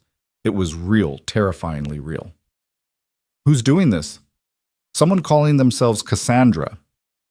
We think it's someone inside Prometheus, someone who decided that preventing war wasn't enough, that humanity needed to be shocked into abandoning these technologies altogether. By starting the war you were trying to prevent, extremists always think they're saving the world. Sterling pulled up a photograph. Recognize her. Daniel's shock was complete. The woman in the photo was Emma Richardson, someone he'd worked with years ago, someone he'd trusted. Former Secret Service, brilliant, dedicated, and apparently completely insane. Emma's Cassandra. We think so. She disappeared 6 months ago after arguing that Prometheus wasn't going far enough, said we were just delaying the inevitable, that only a demonstration of the technology's destructive power would convince humanity to abandon it. So she's going to destroy 3 cities to make a point. Unless we stop her. How? Sterling smiled grimly. That's where Ms. Hartman comes in. She created the technology, she can create the shutdown codes. But we need the real specifications, not the sanitized version she released publicly. Daniel made the call. 20 minutes later, Olivia arrived, leaving Lila in the locked car, despite the girls' protests. She entered the warehouse like a queen entering enemy territory head high, despite the fear in her eyes. "Ms. Hartman," Sterling said, "I wish we were meeting under better circumstances. You killed my father. Your father was going to sell technology to China that would have started an arms race ending in nuclear war. I prevented that. By murdering him. By stopping him. The method was regrettable but necessary." Sterling gestured to the evidence spread on the table. "Just as stopping Cassandra is necessary now." Olivia examined the documents, her expression growing increasingly horrified. "These readings. Someone has weaponized my technology beyond anything I imagined. The power output is incredible. Can you create shutdown codes? Maybe, but I'd need access to the weapons themselves, or at least their control systems. Cassandra will have those. We need to find her." "And how do we do that?" Daniel asked. Sterling smiled coldly. "She'll come to us. You see, there's one more component needed for her plan. The original lightning rod prototype. Your father's real work, Ms. Hartman. The weapon he was building before we stopped him. I told you I never found... Because we took it, stored it in a Prometheus facility in Nevada. Cassandra needs it to complete her network to link the three weapons into a coordinated strike. She'll come for it. So we use it as bait. We use everything as bait. The prototype Ms. Hartman, even your daughter, if necessary." Daniel's hand moved to his weapon. "Touch my daughter and..." "Relax, Sergeant. I'm not a monster. But Cassandra knows your weakness will try to exploit it. We need to be ready." Over the next 6 hours, they planned. The Prometheus facility in Nevada was a fortress underground heavily defended, designed to withstand anything short of a nuclear strike. Sterling would take Olivia there to work on the shutdown codes while Daniel coordinated security. But as they prepared to leave, Lila surprised them all. "The lady is already here," she said quietly. Everyone froze. "What lady, princess?" Daniel asked. "The one who's been watching us. She has a silver car and pretty red hair. She parked across the street 20 minutes ago." Daniel moved to the window carefully. A silver sedan, someone inside, red hair visible through the windshield. Emma Richardson waiting. "She knows we're here," Sterling said. "This was always a trap." Before anyone could respond, the lights went out. Emergency lighting kicked in, bathing everything in red.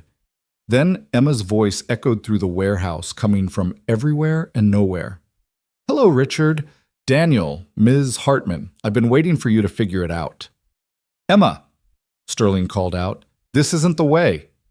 Isn't it 40 years of Prometheus preventing wars by maintaining the status quo? But the status quo is killing the planet, Richard. We need shock therapy, not gradual change. You'll kill millions. To save billions, the electromagnetic pulses will destroy the infrastructure of militaristic technology. No more smart weapons, no more drone strikes, no more electronic warfare. Humanity will be forced to step back from the brink." "For how long?" Olivia called out. "Technology can be rebuilt. Not if everyone sees what it leads to. Not if the horror is great enough." Movement in the shadows. Daniel pushed Olivia down as gunfire erupted. Not Emma she'd brought backup. Sterling returned fire, surprisingly agile for a man supposedly killed in a car bomb. "Get to the car," Daniel shouted to Olivia. "Get Lila out of here." But Olivia was already moving not away but toward a laptop on the table. "I need the data. Without it, we can't stop the weapons." Daniel provided covering fire while she downloaded files. Sterling beside him, their old soldier synchronization returning despite the years and betrayals between them. "Just like Kandahar, yeah," Sterling shouted over the gunfire. "Except this time you're not sending us into an ambush. That wasn't intentional. Tell that to Martinez." They fought their way to the exit, Olivia clutching the laptop. The car was 20 yards away, Lila's frightened face visible through the window, but Emma stood between them and safety weapon raised. "It doesn't have to end like this," she said. "Join me. Help me save the world." By destroying it. Daniel kept his weapon trained on her. By resetting it. Sometimes you have to burn the forest to save it. My daughter is in that car. You think I'll let you? Your daughter will inherit a dead world if we don't act. Climate change, resource wars, technological terrorism, Is that the future you want for her? For a moment, Daniel wavered. She wasn't entirely wrong. The world Lila would inherit was broken, possibly beyond repair. But then he thought of Sarah, her faith that people could choose to be better, that hope mattered more than fear. Yes, so, he said, because she'll also inherit the chance to fix it, without murdering millions. Emma's face hardened. Then you're part of the problem. She raised her weapon, but Lila's voice cut through the tension. Please don't hurt my daddy. The 8-year-old had gotten out of the car, standing small and brave in the warehouse lights. He's trying to help. We all are. Why can't you see that? Emma hesitated, the weapon wavering. In that moment, Daniel saw not a terrorist, but a broken woman who'd lost faith in humanity's ability to save itself. Get back in the car, princess, he said gently. No. She needs to hear this. Lila stepped forward, fearless in the way only children could be. My mommy died trying to make people better. She said even when things are bad, we have to believe they can get better. Otherwise, what's the point? Emma's weapon lowered slightly. Your mother sounds like she was naive. She was dying and still believed, Lila said. That's not naive. That's brave. The standoff stretched everyone frozen. Then Emma made her choice, the weapon coming back up, aimed at Sterling. The prototype location. Now. Never. Then I'll take the girl. Daniel will trade the information for her. She moved toward Lila, and that was her mistake. Daniel didn't think, just reacted. The shot was perfect, shoulder spinning her around, weapon flying. She went down hard, clutching the wound. You always were too emotional, Richardson, Sterling said, standing over her. It's why you washed out of Secret Service. Emma laughed bitterly, blood seeping between her fingers. You think you've won, the weapons are already armed. Without me, you'll never find the abort codes. We'll see about that, Olivia said, opening the laptop. Her fingers flew across the keyboard code, scrolling past. Daniel, I need 10 minutes. You have 5 before her backup arrives. But Emma's backup was already fleeing, the sirens growing closer. Whatever loyalty she'd inspired didn't extend to facing arrest. The 3 cities, Emma gasped, growing weaker. They were just the beginning. There are 12 more weapons in 12 more cities, all connected, all counting down. Where? Sterling demanded. Emma smiled bloodily. Everywhere that matters. London, Tokyo, Delhi, New York. The whole world will learn the price of technological arrogance. The abort codes, yet, Daniel pressed. Give them to us. Can't. They're biometric, locked to me. And in about 2 minutes, I'll be too weak to activate them.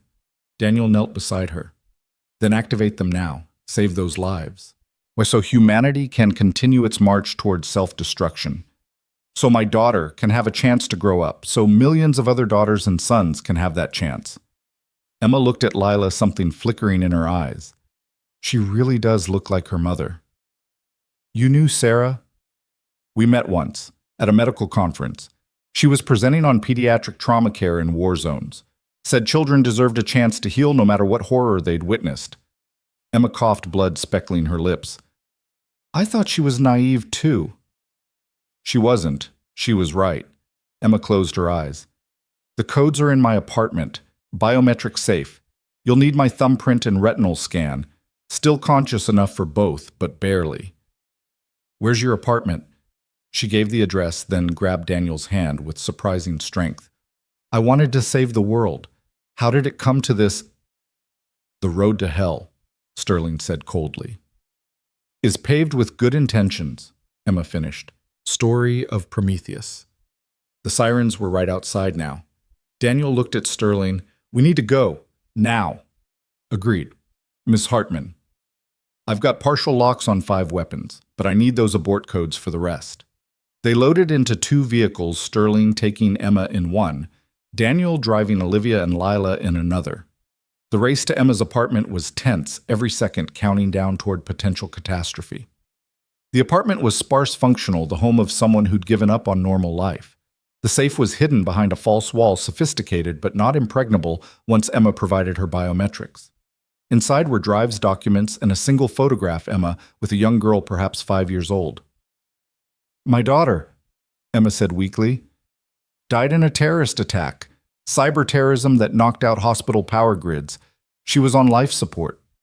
The pieces clicked into place for Daniel. Emma's crusade wasn't about saving the world, it was about punishing it for taking her daughter. "I'm sorry," he said, meaning it. "Don't be. Just stop what I started."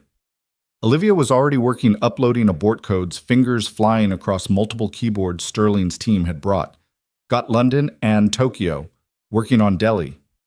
The tension was unbearable, each second potentially the last before catastrophe. Lila sat quietly beside Daniel, her small hand in his, both of them, watching Olivia work her technological magic. "Delhi's clear. New York. New York is fighting me." 3 minutes until the first deadline, Sterling announced. "I know I'm trying." Daniel had never felt more helpless. In combat, he could act, could fight. Here, their fate rested in lines of code and electronic signals he didn't understand. "Got it!" Olivia shouted. "New York is safe, moving to Moscow." One by one, she disabled the weapons, each success feeling like a miracle. Beijing was last the most complex, the countdown at 30 seconds, when she finally broke through. "Clear," she said, sagging with exhaustion. "All weapons neutralized."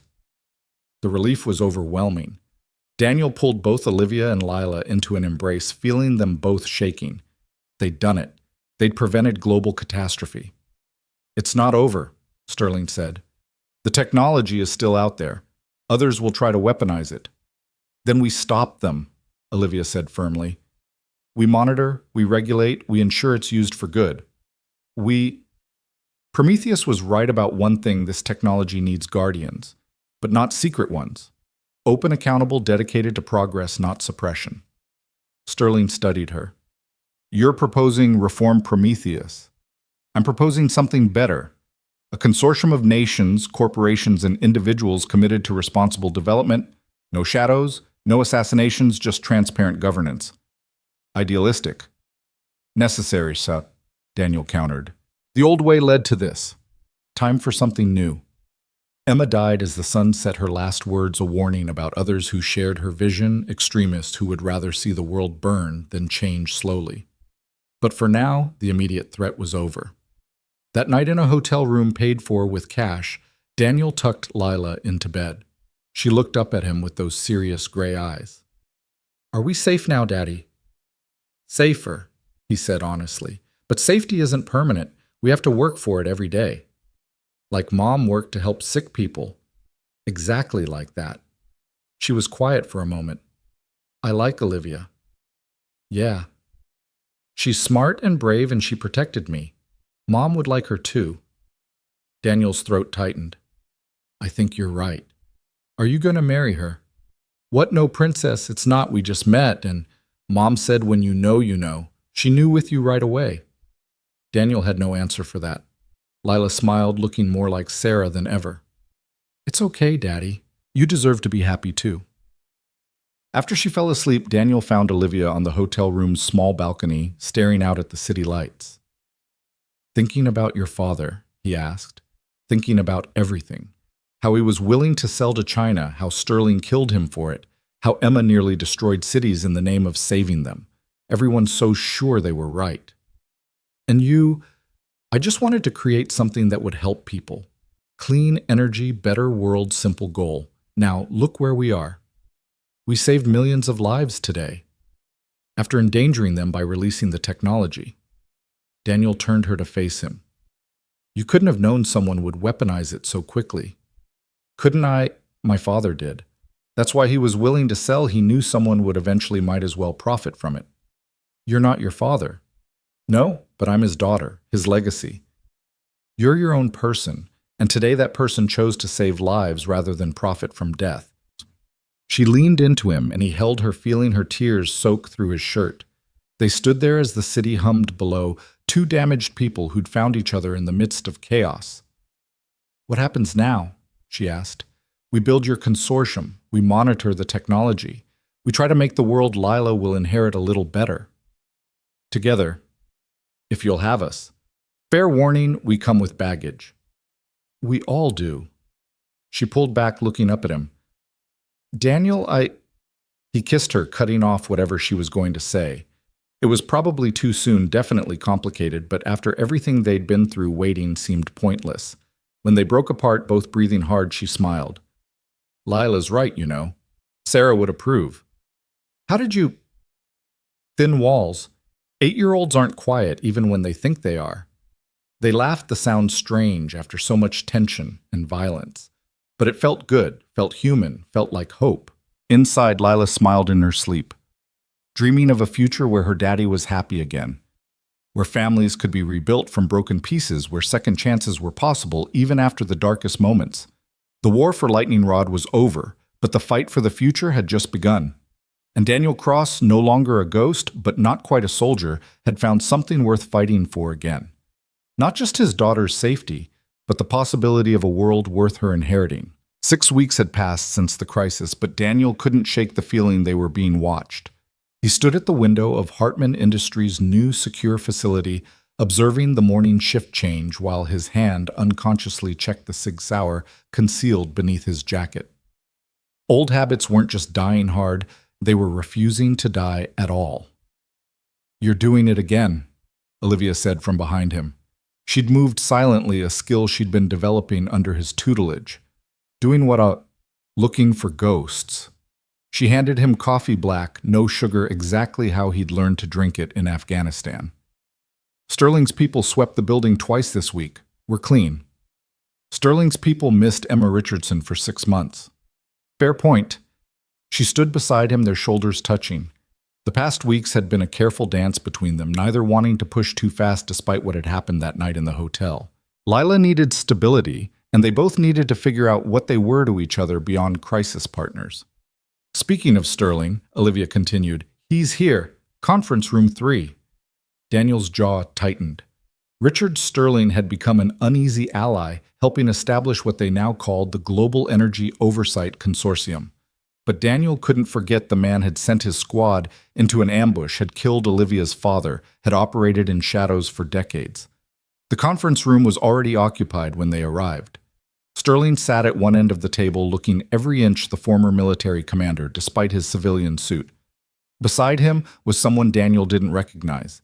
A young woman, maybe 25, with sharp features and sharper eyes. "Ms. Hartman, Sergeant Cross," Sterling said formally. "This is Agent Chen, NSA." Daniel's instincts prickled. Since when does the NSA care about energy technology? "Since that technology nearly destroyed 15 cities," Agent Chen replied, her voice carrying a subtle accent, British but trying to hide it. "My superiors are concerned about security protocols." "Your superiors can..." Daniel started, but Olivia touched his arm. "What specific concerns?" she asked diplomatically. Chen pulled out a tablet, sliding it across the table. On screen were satellite images, technical readouts, shipping manifests. 3 days ago, components matching your battery technology specifications were purchased by shell companies in Pakistan, North Korea, and Iran. The room went cold. Daniel studied the data, his mind already running tactical scenarios. "How?" Olivia demanded. "The public release was deliberately incomplete. Without the catalyst formula..." "Someone has the complete specifications," Sterling interrupted. "Either they reverse-engineered them, which is unlikely given the time frame, or someone inside is selling them," Daniel finished. Chen nodded. "We've identified unusual financial transactions from 3 Hartman Industries employees, large deposits from offshore accounts structured to avoid detection." "Who?" Olivia's voice was ice. "Dr. James Morrison, Senior Research, Lisa Park Systems Security, and Robert Crenshaw, your Chief Financial Officer." Olivia's face went pale. "Robert's been with the company 15 years. He was my father's best friend." "Which would give him access to everything," Sterling pointed out, "including Project Lightning Rod files." Daniel was already moving, pulling out his phone. "We need to lock down the facility. No one in or out until..." The lights flickered. Then the fire alarm screamed to life. "That's not a drill," Daniel said, recognizing the pattern. 3 short bursts, pause, repeat. The evacuation signal for hazardous material breach. "The lab..." Olivia gasped. "If someone's sabotaging the prototype batteries..."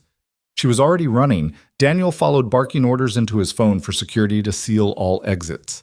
But as they reached the laboratory level, he knew they were too late. The security door was open, its electronic lock sparking. Inside the lab was chaos equipment, overturned chemicals spilling. And in the center, Robert Crenshaw transferring files to a portable drive. Robert, Olivia's voice broke. What are you doing? The CFO turned and Daniel saw the gun in his hand before Olivia did. He shoved her aside as Crenshaw fired the bullet, catching Daniel in the shoulder instead of hitting Olivia's center mass. The impact spun him around, dropping him hard. I'm sorry, Crenshaw said, continuing to download files even as he kept the gun trained on them. But they have my daughter. What? Olivia crawled to Daniel, pressing her hands against his wound. 3 weeks ago. Took her from college, said they'd kill her if I didn't deliver the complete specifications. Tears ran down Crenshaw's face. I tried to stall to find her myself, but they sent me her finger, Olivia. Her finger. Daniel forced himself up despite the pain, his vision swimming. Who has her? I don't know. They only communicate through encrypted messages. They wanted everything, the original lightning rod files, your new developments, the consortium security protocols. We can help, Olivia pleaded. Put the gun down, Robert. We'll find Amy. It's too late. If I don't deliver in 10 minutes, they'll kill her. The download completed and Crenshaw pocketed the drive. I'm sorry, Olivia. Your father would understand. He'd do the same for you. He backed toward the emergency exit gun still raised. Daniel tried to stand, but his legs wouldn't cooperate, blood loss making him dizzy. The drive has a tracker. Agent Chen's voice came over the intercom she'd been monitoring from security. Let him go. We'll follow. Crenshaw fled. Olivia helped Daniel to his feet, her hands steady despite the blood covering them. Medical's on the way, she said. I'm fine. It's through and through. He'd been shot worse in Afghanistan. We need to follow Crenshaw. You need treatment. I need to stop whoever's behind this before they get that technology. Sterling appeared in the doorway, taking in the scene with professional assessment. Chen's tracking the drive. We have teams ready to move. I'm going with them, Daniel insisted. You're bleeding out. I'm functional. He straightened, ignoring the fire in his shoulder. Whoever took Crenshaw's daughter knew exactly how to leverage him. This isn't random, it's targeted. Agreed, Sterling said. The question is whether they really have the girl or if Crenshaw's being played. A thought struck Daniel. Chen, can you pull up Amy Crenshaw's social media last 3 weeks? Why? Olivia asked. Because if she's really been kidnapped, there'll be a gap. But if she's posting normally, Chen's fingers flew across her tablet. Instagram, Facebook, Twitter, all active. Latest post was 2 hours ago complaining about a statistics exam. She's at school, Daniel said. Crenshaw's being manipulated. The finger could be anyone's, or faked entirely. Hollywood-quality prosthetics are disturbingly realistic. He pulled out his phone, ignoring his injured arm's protests. We need to intercept him before the handoff. The tracker showed Crenshaw heading east toward the industrial district. Daniel insisted on riding along despite Olivia's protests, Sterling's tactical team providing backup. His shoulder throbbed with each heartbeat, but adrenaline kept him focused. He's stopping, Chen announced from her mobile command post. Warehouse District Building 47. Daniel knew the area abandoned factories perfect for clandestine meetings. They positioned themselves around the building, thermal imaging showing 5 heat signatures inside, including Crenshaw. We go in quiet, Sterling commanded. Priority is recovering the drive and identifying the buyers. But Daniel was already moving using shadows, and his injured arms forced slower pace to actually improve his stealth. The warehouse's side entrance was unlocked, sloppy or intentional trap. Inside, he could hear voices. You're late, someone said with a Middle Eastern accent. I had complications, Crenshaw replied, his voice shaking. Where's my daughter? Safe. The drive first. Daniel peered around a stack of crates. 4 men surrounded Crenshaw, all armed. But something was off about their positioning, too relaxed, too confident. Either they were amateurs or the attack came from above. Figures in black tactical gear rappelled through the skylights, firing gas grenades. Not Sterling's team, someone else? Daniel pulled his shirt over his nose and mouth, recognizing military-grade crowd control agents. Through the chaos, he saw one of the attackers grab the drive from Crenshaw before ziplining back up. Move, Sterling's voice in his earpiece. Someone's hijacking the exchange. Daniel pursued on instinct, climbing a maintenance ladder, one-handed, his wounded shoulder screaming. He reached the roof as the attackers were loading into a helicopter. One turned, raising a weapon, and Daniel recognized the face despite the tactical mask. Emma Richardson's warning echoed in his mind. Others share my vision. The woman facing him had Emma's same fervent eyes, the same true believer intensity. She didn't shoot, just smiled coldly before the helicopter lifted off. They got away, he reported, watching the aircraft disappear into the morning haze. Not entirely, Chen responded. I tagged the drive with a secondary tracker microscopic. They won't find it. Back in the warehouse, Crenshaw was sobbing the gas clearing to reveal the 4 men unconscious but alive. Sterling's team secured them initial identification, suggesting low-level arms dealers, not the masterminds. They played everyone, Sterling said grimly. Set up Crenshaw used him to draw out potential buyers, then stole the prize themselves. Emma's people, Daniel said. Has to be. Same tactics, same ideology, probably. But Emma's dead. Movements don't die with their leaders. Sometimes they get worse. Olivia was waiting at the facility's medical bay, Lila beside her. His daughter ran to him, then stopped short, seeing the blood. Daddy. Just a scratch, princess. He knelt carefully, letting her see he was okay. Were you good for Olivia? She taught me about batteries. The safe kind, not the weapon kind. Of course she did. As the medical team worked on his shoulder properly this time, Chen's tracker provided real-time intelligence. The helicopter had landed at a private airfield, the occupants transferring to vehicles heading north. They're going to the mountains, Chen reported. Satellites showing an abandoned mining complex recently reactivated. Power signatures consistent with battery weapons. Olivia finished. They're building them. How many could they produce with the stolen specs? Depends on their resources, but if they have even basic manufacturing capability, dozens, maybe hundreds. Daniel stood despite the doctor's protests. We need to move now. You need surgery, the doctor insisted. Later. Daniel, Olivia said firmly, you're no good to anyone if you bleed out. Let Sterling's team handle the initial reconnaissance. These people are Emma's disciples. I know how they think. Then advise from here. You don't have to be on site to be useful. She was right, though it killed him to admit it. As the doctor worked, Daniel studied the intelligence Chen was gathering. The mining complex was perfect for clandestine operations, isolated pre-existing infrastructure, multiple escape routes through old tunnels. It's a fortress, Sterling observed. We'll need significant resources to assault it. Or we could be smarter, Daniel suggested. They expect force. What if we give them something else? What did you have in mind? A defector. Someone who claims to share their vision, wants to join their cause. He looked at Olivia. Someone with intimate knowledge of the technology. Absolutely not, Sterling said immediately. Too dangerous. He's right, Olivia said, surprising everyone. It is too dangerous, which is why I should do it. Olivia, listen, they know I created the technology. If I approached them claimed I'd realized the horror of what I'd unleashed, wanted to help contain it, they might believe it. Or they might kill you on sight. It's a risk. But Daniel's right direct assault will result in casualties, maybe them detonating whatever weapons they've built. We need subtlety. Daniel hated the plan, even as he recognized its merit. You'd need backup, someone inside with you. You can barely stand. Not me. Someone they wouldn't suspect. His eyes found Lila and his heart clenched. No, forget it. Bad idea. What?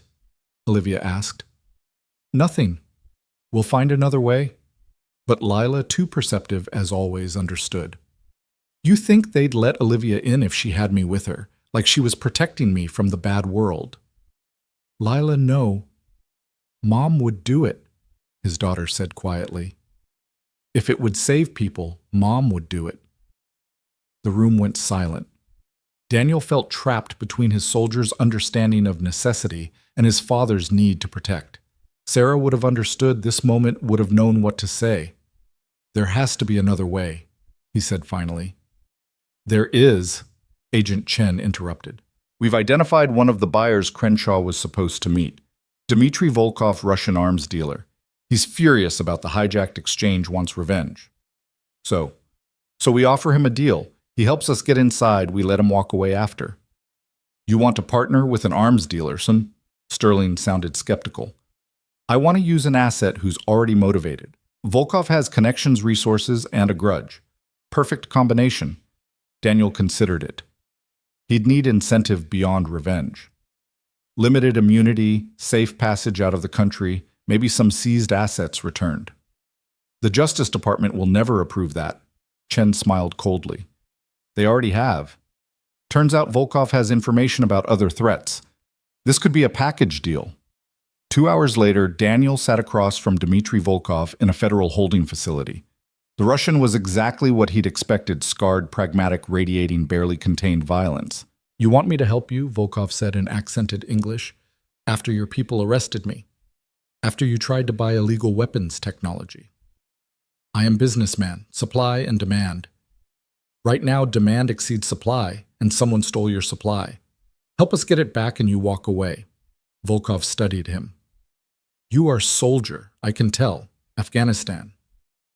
Iraq and Afghanistan. I was in Chechnya. Different flag, same hell. He leaned back. These people who stole from me, fanatics, yes, true believers. Something like that. I hate fanatics. Bad for business. No negotiation, no compromise, no profit. He smiled, gold teeth glinting. I will help, but I want more than immunity. Such as the technology. Not weapons, just batteries. Imagine unlimited power for remote operations, worth billions in legitimate market. Is negotiable. Everything is negotiable. Volkov pulled out a phone Daniel hadn't realized he still had. I make call. My people, they track these fanatics too. Professional courtesy to know who steals from you. He spoke rapid Russian, then listened, his expression growing interested. They are not just building weapons. They are recruiting. Scientists, engineers, former military, building army of believers. How many? Maybe hundreds so far, but growing. They promise better world through controlled destruction, appeal to idealists who think civilization needs reset. Daniel's blood chilled. This was bigger than they'd thought. Not just Emma's remnants, but an actual movement. Can you get us inside? Maybe. I still have meet scheduled with someone inside their organization. Double agent selling to both sides. Volkov smiled. Capitalism beats fanaticism every time. Who? Dr. Lisa Park. Daniel's jaw dropped. Park was one of the suspected insider threats at Hartman Industries, but if she was playing all sides, she's not a true believer. She is believer in money. Stole from your company, sold to fanatics, tried to sell to me also. Smart, but greedy. Can you arrange a meeting? Already arranged tonight. She thinks I come alone for technology exchange. Volkov's smile turned predatory. Surprise when I bring friends. The meeting was set for an abandoned truck stop 50 miles into the desert. Daniel's shoulder was held together with surgical tape and determination, but he insisted on leading the operation. Sterling commanded one team, Chen, another Volkov, serving as bait. Olivia had wanted to come, but Daniel convinced her to stay with Lila. If this went wrong, his daughter needed someone, and he trusted Olivia completely now. The truck stop materialized from the darkness like a post-apocalyptic monument. Park's vehicle was already there, along with 2 others, security, presumably. Remember Shate, Daniel told Volkov, we need her alive. Alive, yes, unharmed. That was not discussed. They approached carefully, Daniel and Sterling's team, in overwatch positions while Volkov walked in openly. Through night vision, Daniel watched Park emerge from her car, nervous but trying to hide it. You came alone, she asked. As agreed, you have technology. Samples. The full package requires more money. Of course. May I see samples? Park produced a case, opening it to reveal battery cells that made Daniel's breath catch. They were weapons-grade, miniaturized beyond anything Olivia had publicly revealed. These are prototypes, Park was saying. Each one could power a directed energy weapon for movement in Daniel's peripheral vision. More vehicles approaching running dark. Not their backup. Abort, he whispered into his mic. Park's been followed. But it was too late. The new arrivals opened fire not at Volkov or Park, but at the overwatch positions. They'd been made. Contact, Sterling shouted. Multiple hostiles. The truck stop erupted into a firefight. Daniel dropped 2 attackers before having to displace his shoulder screaming.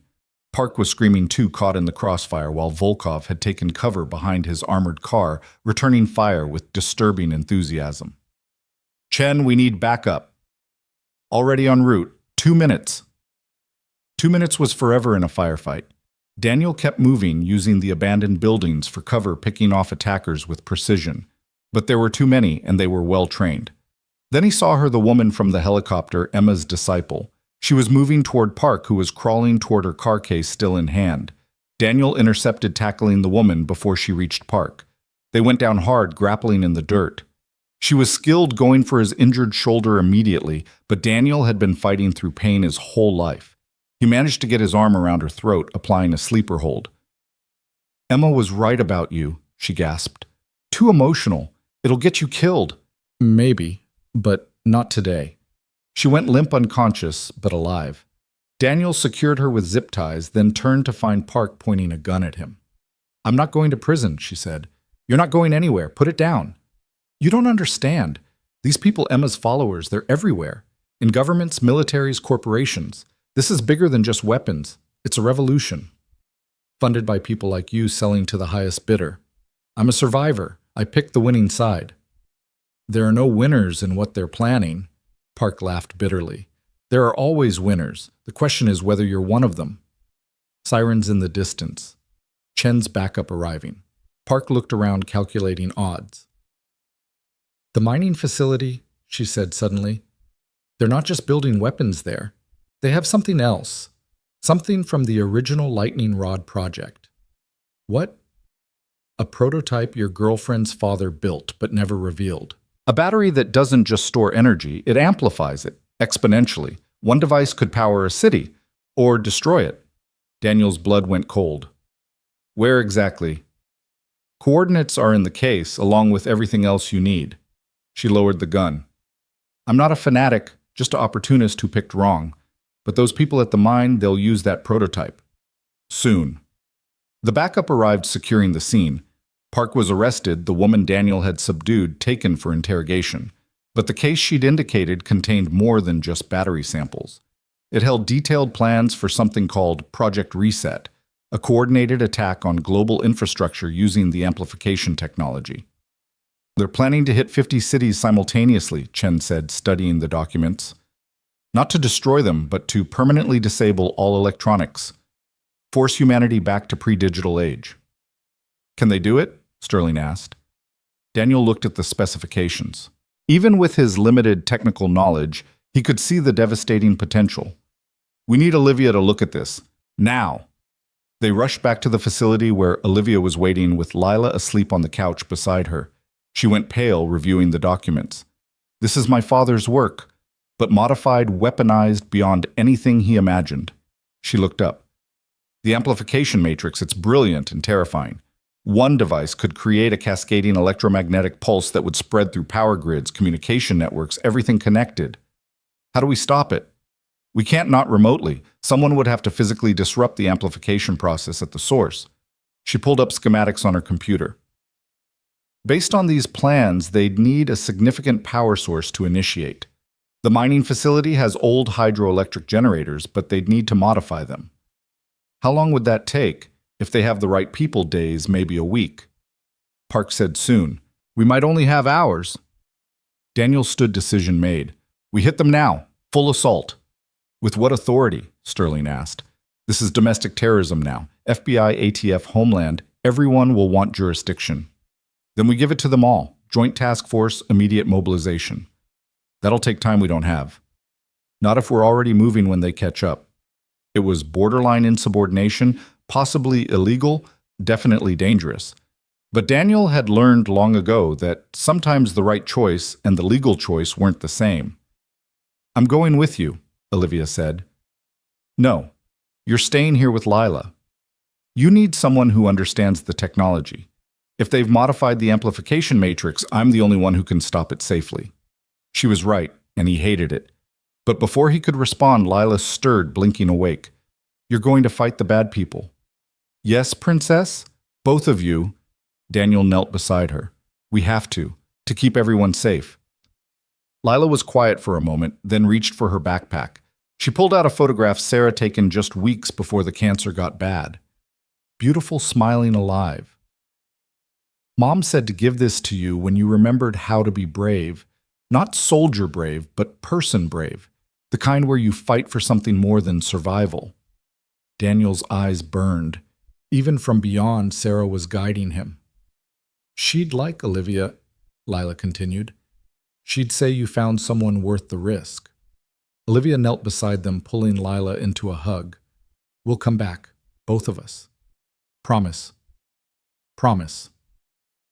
It was a promise they might not be able to keep, but sometimes lies were necessary kindness. The assault force assembled at dawn: Sterling's Prometheus remnants, Chen's NSA tactical team, Volkov's mercenaries, offered in exchange for additional considerations and local law enforcement. Sterling had somehow convinced to stand down. 50 operators against an unknown number of fanatics in a fortified position. Daniel and Olivia rode in the command vehicle, studying real-time satellite imagery. The mining facility was active, heat signatures showing at least 60 people defensive positions being reinforced. "They know we're coming," Sterling observed. "Good," Daniel said. "They'll focus on the main assault while our infiltration team goes through the old mine shafts." Infiltration team being you and Ms. Hartman. And a small security element. We need to reach the amplification device while you keep them busy. It's suicide. It's necessary. The mountains loomed ahead, dawn, painting them blood red. Somewhere in those peaks, fanatics prepared to reset human civilization. And Daniel Cross, ghost soldier turned protector, prepared to stop them. "Whatever happens," Olivia said quietly, taking his hand, "I'm glad we're doing this together." He squeezed back, thinking of Sarah's photograph in his pocket, of Lila waiting for them to return, of the world that needed protecting even when it didn't deserve it. "Together," he agreed. The convoy began its ascent, driving toward a battle that would determine whether technology would enslave or liberate humanity. In the command vehicle, Daniel checked his weapons one more time, ignoring his shoulder's protests. Beside him, Olivia pulled up the schematics again, memorizing every detail that might save lives. Behind them, the sun rose, fully bathing the desert in golden light. Ahead, destiny waited in the shadows of abandoned mines, where Emma Richardson's vision would either die or consume the world. The mine shaft was darker than Daniel had anticipated, their tactical lights creating dancing shadows on walls that hadn't seen human presence in decades. Behind him, Olivia moved with surprising grace, the weeks of training he'd given her showing in every careful step. Their security element, 4 of Sterling's best operators, maintained a protective diamond formation around them. Above ground, the main assault had begun. Through his earpiece, Daniel could hear Sterling coordinating the attack, drawing the fanatics' attention to the primary entrance. Gunfire echoed down through the mountain, muffled but unmistakable. "The amplification device should be in the main processing chamber," Olivia whispered, consulting the mining facility's original blueprints on her tablet. Another 300 meters, then down 2 levels. Daniel's shoulder throbbed with each movement, the morning's fresh bandages already seeping red. He'd refused pain medication, needing his mind clear. The shaft narrowed ahead, forcing them into single file. "Movement," one of the operators warned. "Thermal signatures 20 meters ahead." They pressed against the walls, weapons raised. 2 figures appeared around a bend, sentries, but their attention was focused upward toward the sounds of battle. Daniel's team took them down silently, zip-tying their unconscious forms. "They're kids," Olivia breathed, looking at the sentries' young faces. "Maybe 20 years old." "Old enough to choose their side," Daniel replied, but he understood her horror. Emma's movement was recruiting the idealistic young, convincing them that destruction was salvation. They continued deeper, the air growing thick with dust and the smell of old explosives. Mining equipment lay abandoned along the passages, creating an obstacle course of rusted metal and broken dreams. "Daniel, Chen's voice crackled through his earpiece. Satellites showing massive power buildup in the lower levels. Whatever they're doing it now. How long?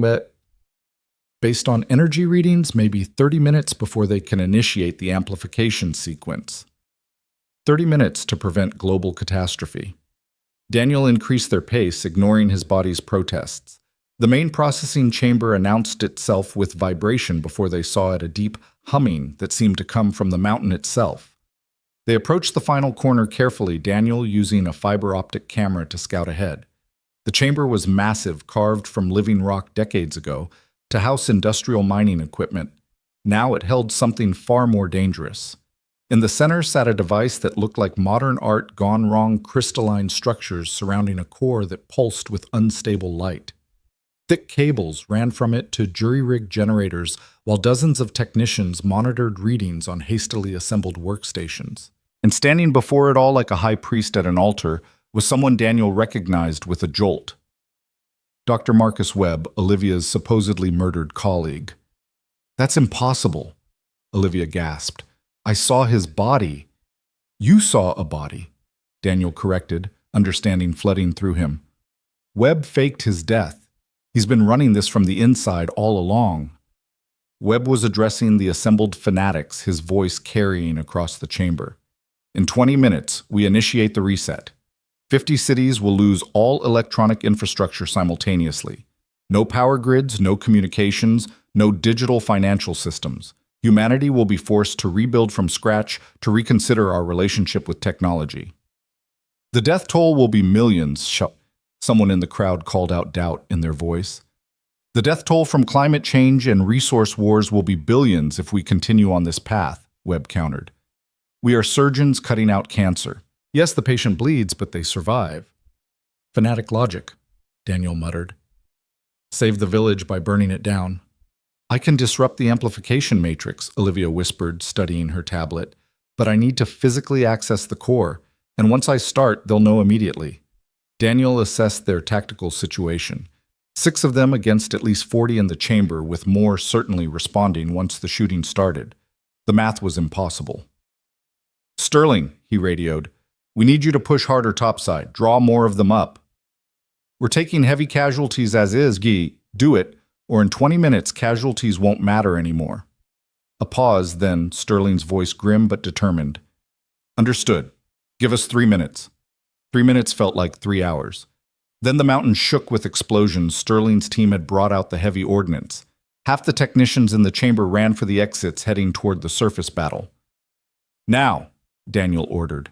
They entered the chamber in violence and precision, taking down the nearest guards before anyone fully registered the threat. Daniel moved toward Webb, while Olivia, protected by 2 operators, sprinted for the amplification device. Webb saw them coming, his face cycling through surprise rage, and finally a terrible calm. He pulled out a dead man's switch. If he released it, the device would detonate rather than amplify, killing everyone in the mountain but preventing anyone from stopping the preset sequence at other locations. "Sergeant Cross," Webb said, loud enough for everyone to hear, "the ghost soldier still trying to save a world that doesn't deserve it." "Dr. Webb, the dead man who couldn't stay buried." "I had to die for the truth to live. Nathaniel Hartman saw it: technology without wisdom equals extinction. His daughter perverted his vision, turned it into corporate profit." "She turned it into hope," Daniel countered, slowly approaching. Around them, the firefight intensified, but both men remained focused on each other. "Hope?" Webb laughed bitterly. "Look around you. Climate collapse, endless wars, surveillance states, digital addiction. This is your hope. This is humanity, messy, imperfect, but trying. Trying isn't enough anymore. We need radical change." "Agreed, but not your kind." Behind Webb, Daniel could see Olivia working frantically at the device's core, her fingers flying across interfaces only she understood. Sparks flew as she rerouted power, the amplification matrix beginning to destabilize. "She's destroying it," Webb said, not looking back. "My life's work. Our chance to save the world. Your chance to play God. Someone has to. Humanity won't save itself." "My wife believed it would," Daniel said, still approaching. "She saw the worst of what people could do: dying children, war victims, pointless suffering. But she still believed in tomorrow." "Your wife is dead." Her faith isn't. Webb's hand tightened on the dead man's switch. I won't let you stop this. The other sites will activate regardless. The reset will happen. No, Olivia called out, pulling herself from the device's guts. They won't. I've sent shutdown codes to all of them. Your disciples might be committed, but they're not suicidal. Given the choice between capture and death, most are choosing capture. Webb's face crumbled. You don't understand what you've done. Without radical change, humanity is doomed. Humanity's always been doomed, Daniel said. The question is what we do with the time we have. Webb looked at the dead man's switch in his hand, then at the failing amplification device. His great reset was collapsing his vision, dying. Daniel saw the moment of decision in his eyes. Gun, someone shouted. Webb had pulled a pistol with his free hand aiming at Olivia. Daniel moved without thinking, crossing the remaining distance in a heartbeat. The gun fired, but Daniel was already there, taking the bullet meant for Olivia. It caught him in the chest, spinning him down. But his momentum carried him into Webb, both men falling. The dead man's switch flew from Webb's grip, clattering across the stone floor. Everyone froze, waiting for the explosion. Nothing happened. It was never armed, Webb gasped from beneath Daniel. I'm not a monster. I wouldn't kill everyone here. Just millions in 50 cities, Daniel managed, blood filling his lungs. Olivia was there, suddenly pressing desperately against Daniel's wounds. Stay with me. Medical's coming. Stay with me. Daniel tried to focus on her face, but darkness was creeping in from the edges. He thought of Lila waiting at home, of Sarah waiting somewhere else, of all the people he'd saved and failed to save. Tell Lila, he started. Tell her yourself, Olivia said fiercely. You promised her. You promised. The world faded to black. Daniel woke to the steady beep of medical monitors and the antiseptic smell of a hospital. His chest felt like someone had parked a truck on it, but he was breathing, which seemed like a good sign. About time. Sterling's voice came from his left. You've been out for 3 days. Daniel turned his head carefully. Sterling sat in a visitor's chair, looking older than Daniel had ever seen him. The device destroyed. All the secondary sites secured. Webb's in custody along with 63 other conspirators. Sterling paused. You saved approximately 12 million lives according to our analysts. Olivia, with your daughter, they've barely left your side. Sterling stood. I'll get them. But the door was already opening. Lila rushed in, followed by Olivia, both looking exhausted but relieved. Daddy, Lila climbed carefully onto the bed, mindful of his injuries. Olivia said you were too stubborn to die. She's right. Daniel managed his voice rough. I usually am, Olivia said, taking his hand. Her eyes were red from crying, but she was smiling. You scared us. Sorry. Don't apologize. Just don't do it again. Can't promise that. I know. She squeezed his hand. Sterling has an offer for you. For us. Sterling cleared his throat. The consortium needs leadership. Real leadership, not shadowy manipulation. I'm proposing a new organization, transparent, accountable, dedicated to managing dangerous technologies. Not suppressing them, but ensuring they're developed responsibly. Prometheus Reborn. Prometheus Reformed, with you as military advisor, Ms. Hartman as technical director. Official backing from multiple governments, proper oversight, actual resources. Daniel looked at Olivia, who nodded slightly. They'd discussed this while he was unconscious, apparently. What about Webb's followers? Some are in custody, others vanished. The movement's broken but not dead. Sterling's expression darkened. There will always be those who think destruction is cleaner than evolution. That's why we need people like you warriors who remember what they're fighting for. I'm tired of fighting. No, Lila said quietly. You're tired of fighting alone. 8-year-old wisdom profound in its simplicity. She's right, Olivia added. We're a team now. All of us. Daniel thought about it. The offer meant continued danger, constant vigilance, a life spent guarding against humanity's worst impulses. But it also meant purpose, partnership, and perhaps a chance to build the better world Sarah had believed in. Medical leave first, he said. Real recovery, not just patching and pushing through. Of course. And Lila's safety is non-negotiable. Any threat to her and we disappear. Agreed. And Olivia and I are equal partners in this. Her vision, my tactics. Sterling almost smiled. I wouldn't have it any other way. Olivia leaned down and kissed him gently. So we're doing this building a better tomorrow. Trying to. Sarah always said that was all anyone could do.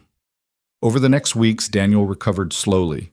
The chest wound had been severe. The bullet had barely missed his heart, requiring multiple surgeries. But he was motivated by Lila's daily visits, Olivia's constant presence, and the stream of intelligence Sterling provided about remaining threats. Webb in custody had become almost philosophical about his failure. During one interrogation, Daniel observed he seemed more professor than terrorist. I wasn't wrong about the danger, Webb insisted, just about the solution. Humanity is racing toward a cliff. I thought forcing a stop was the answer. Maybe Ms. Hartman is right. Maybe we need to learn to fly instead. Pretty words, Daniel said from behind the one-way glass. Doesn't change the fact that you would have killed millions. To save billions, the calculus of necessity. The excuse of every monster in history. But Webb had provided valuable intelligence about other radical cells groups that made his reset plan look modest. The technology genie was out of the bottle, and everyone wanted to be the one to decide how it was used. 1 month after the mountain battle, Daniel stood in a new facility, the Global Technology Oversight Initiative, built with funding from 12 nations and private donors who understood that prevention was cheaper than catastrophe. Olivia ran the technical division, developing safeguards and detection systems. Daniel commanded security, building a force of operators who understood both tactics and ethics. It's not perfect, Olivia said, standing beside him as they watched their people work. We're basically building a private military to police technology. Better than letting technology police itself, or letting fanatics decide humanity's future. Are we any different? Deciding what's too dangerous, what needs controlling. We're transparent, accountable, and we don't think murder is medicine. She leaned into him. Sarah would be proud. Maybe. She'd probably also point out the irony, a soldier who wanted to disappear, now standing guard for the whole world. You were never meant to disappear, Daniel. You were meant to evolve. That evening, they had dinner at their new home, a modest place near the facility chosen for security but decorated by Lila to actually feel alive. Daniel helped with homework while Olivia cooked a domestic scene that would have seemed impossible months ago. Emma's niece reached out, Olivia mentioned over dinner. The one who survived. She wants to understand how her aunt went from protector to destroyer. What did you tell her? That fear makes people do terrible things. That believing you're saving the world can justify any atrocity. That the only real guard against extremism is remembering that we're all human, all flawed, all trying. Very philosophical. I had a good teacher. Hutti, she smiled at him. Someone who chose to save his enemy rather than let her die. That was Lila's doing. She reminded me that even broken people deserve compassion. I wasn't broken, Lila protested through a mouthful of pasta. Just sad. We were all broken, Daniel corrected. But broken things can be rebuilt, sometimes stronger than before. His phone buzzed Sterling with intelligence about suspicious activity in South America. Someone was trying to weaponize the battery technology for drug cartels. Tomorrow's crisis requiring tomorrow's response. But tonight, Daniel silenced the phone. Tonight was for family, for healing, for remembering what they were protecting. Tell us about Mom, Lila asked suddenly. About how she helped people. Daniel smiled, the memory no longer just painful, but also warming. She used to say that healing wasn't just about fixing bodies, but about restoring hope. There was this kid in the cancer ward. He told the story, Olivia and Lila listening intently. Outside, the world continued its complex dance of progress and peril. Technology advanced, threats evolved, and somewhere someone was probably planning the next attempt to save or destroy humanity. But inside this small home, a former ghost soldier, a brilliant CEO, and a wise child formed their own response to chaos, not through violence or control, but through connection, through the simple act of choosing to face tomorrow together. The war for Lightning Rod was over, but the fight for humanity's future had just begun.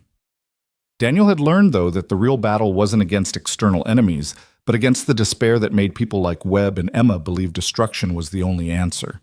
His shoulder ached as he reached for another piece of garlic bread. It would probably always ache, a reminder of choices made and prices paid. But Lila laughed at something Olivia said, and the sound was worth every scar. "I've been thinking," Olivia said as they cleared the dishes. "The consortium needs a motto, something that captures what we're really about. Not controlling technology. No, something more hopeful." Lila, wise beyond her years, offered, "How about what Mom used to say, tomorrow is worth the fight?" Daniel and Olivia exchanged glances. It was perfect, acknowledging the struggle while affirming the reason for it. "Tomorrow is worth the fight," Daniel repeated. "Sarah would have liked that." "She would have liked all of this," Olivia said, gesturing to encompass their small but real family. That night, after Lila was asleep, Daniel and Olivia stood on their small porch, looking at the stars barely visible through the light pollution. "Do you think we can really make a difference?" Olivia asked. "With all the threats, all the people who want to use technology for destruction, I think we already have. Webb's in custody, his network dismantled. The consortium is operational. 12 million people are alive who wouldn't be without us." "But there'll be others. There always are." "Yes, but there'll also be us. And people like us. That has to be enough." She was quiet for a moment. "I love you. You know, I should have said it sooner, but with everything, I know I love you too. Sarah would want me to be happy, to give Lila a complete family, to stop just surviving and start living."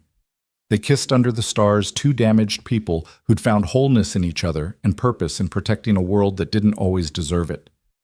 Inside, Lila smiled in her sleep, dreaming of a mother who'd taught her to hope and a father who'd learned to fight for more than ghosts. Tomorrow would bring new challenges, new threats, new reasons to fear. But tonight, in this small corner of a complex world, a family forged from loss and found through courage stood ready to face whatever came. Not because they were heroes, but because they understood a simple truth. Sarah Cross had lived and died, believing tomorrow was worth the fight, but only if you remembered what you were fighting for. The ghost soldier had found his war's end not in victory or defeat, but in the decision to keep standing watch, no longer alone, but surrounded by those who made the watching worthwhile. And somewhere in whatever came after, Sarah smiled, knowing her faith had been justified not in humanity's perfection, but in its stubborn refusal to stop trying. The technology that could have ended civilization had instead revealed civilization's defenders ordinary people, choosing extraordinary courage, broken souls choosing to heal, and a little girl whose wisdom reminded them all that love was the only force powerful enough to save a world so determined to destroy itself. Lightning Rod had been meant as a weapon. It had become a test, and humanity, imperfect and struggling, had passed not by preventing the crisis, but by facing it together, by choosing hope over fear, connection over isolation, tomorrow over today. The war was over. The watch had begun. And Daniel Cross, no longer hiding, no longer running, stood ready for whatever came next, knowing that he'd finally found something worth the price of endless vigilance, a future where his daughter could grow up believing, as her mother had, that broken things could be rebuilt, and that tomorrow, despite everything, was worth the fight.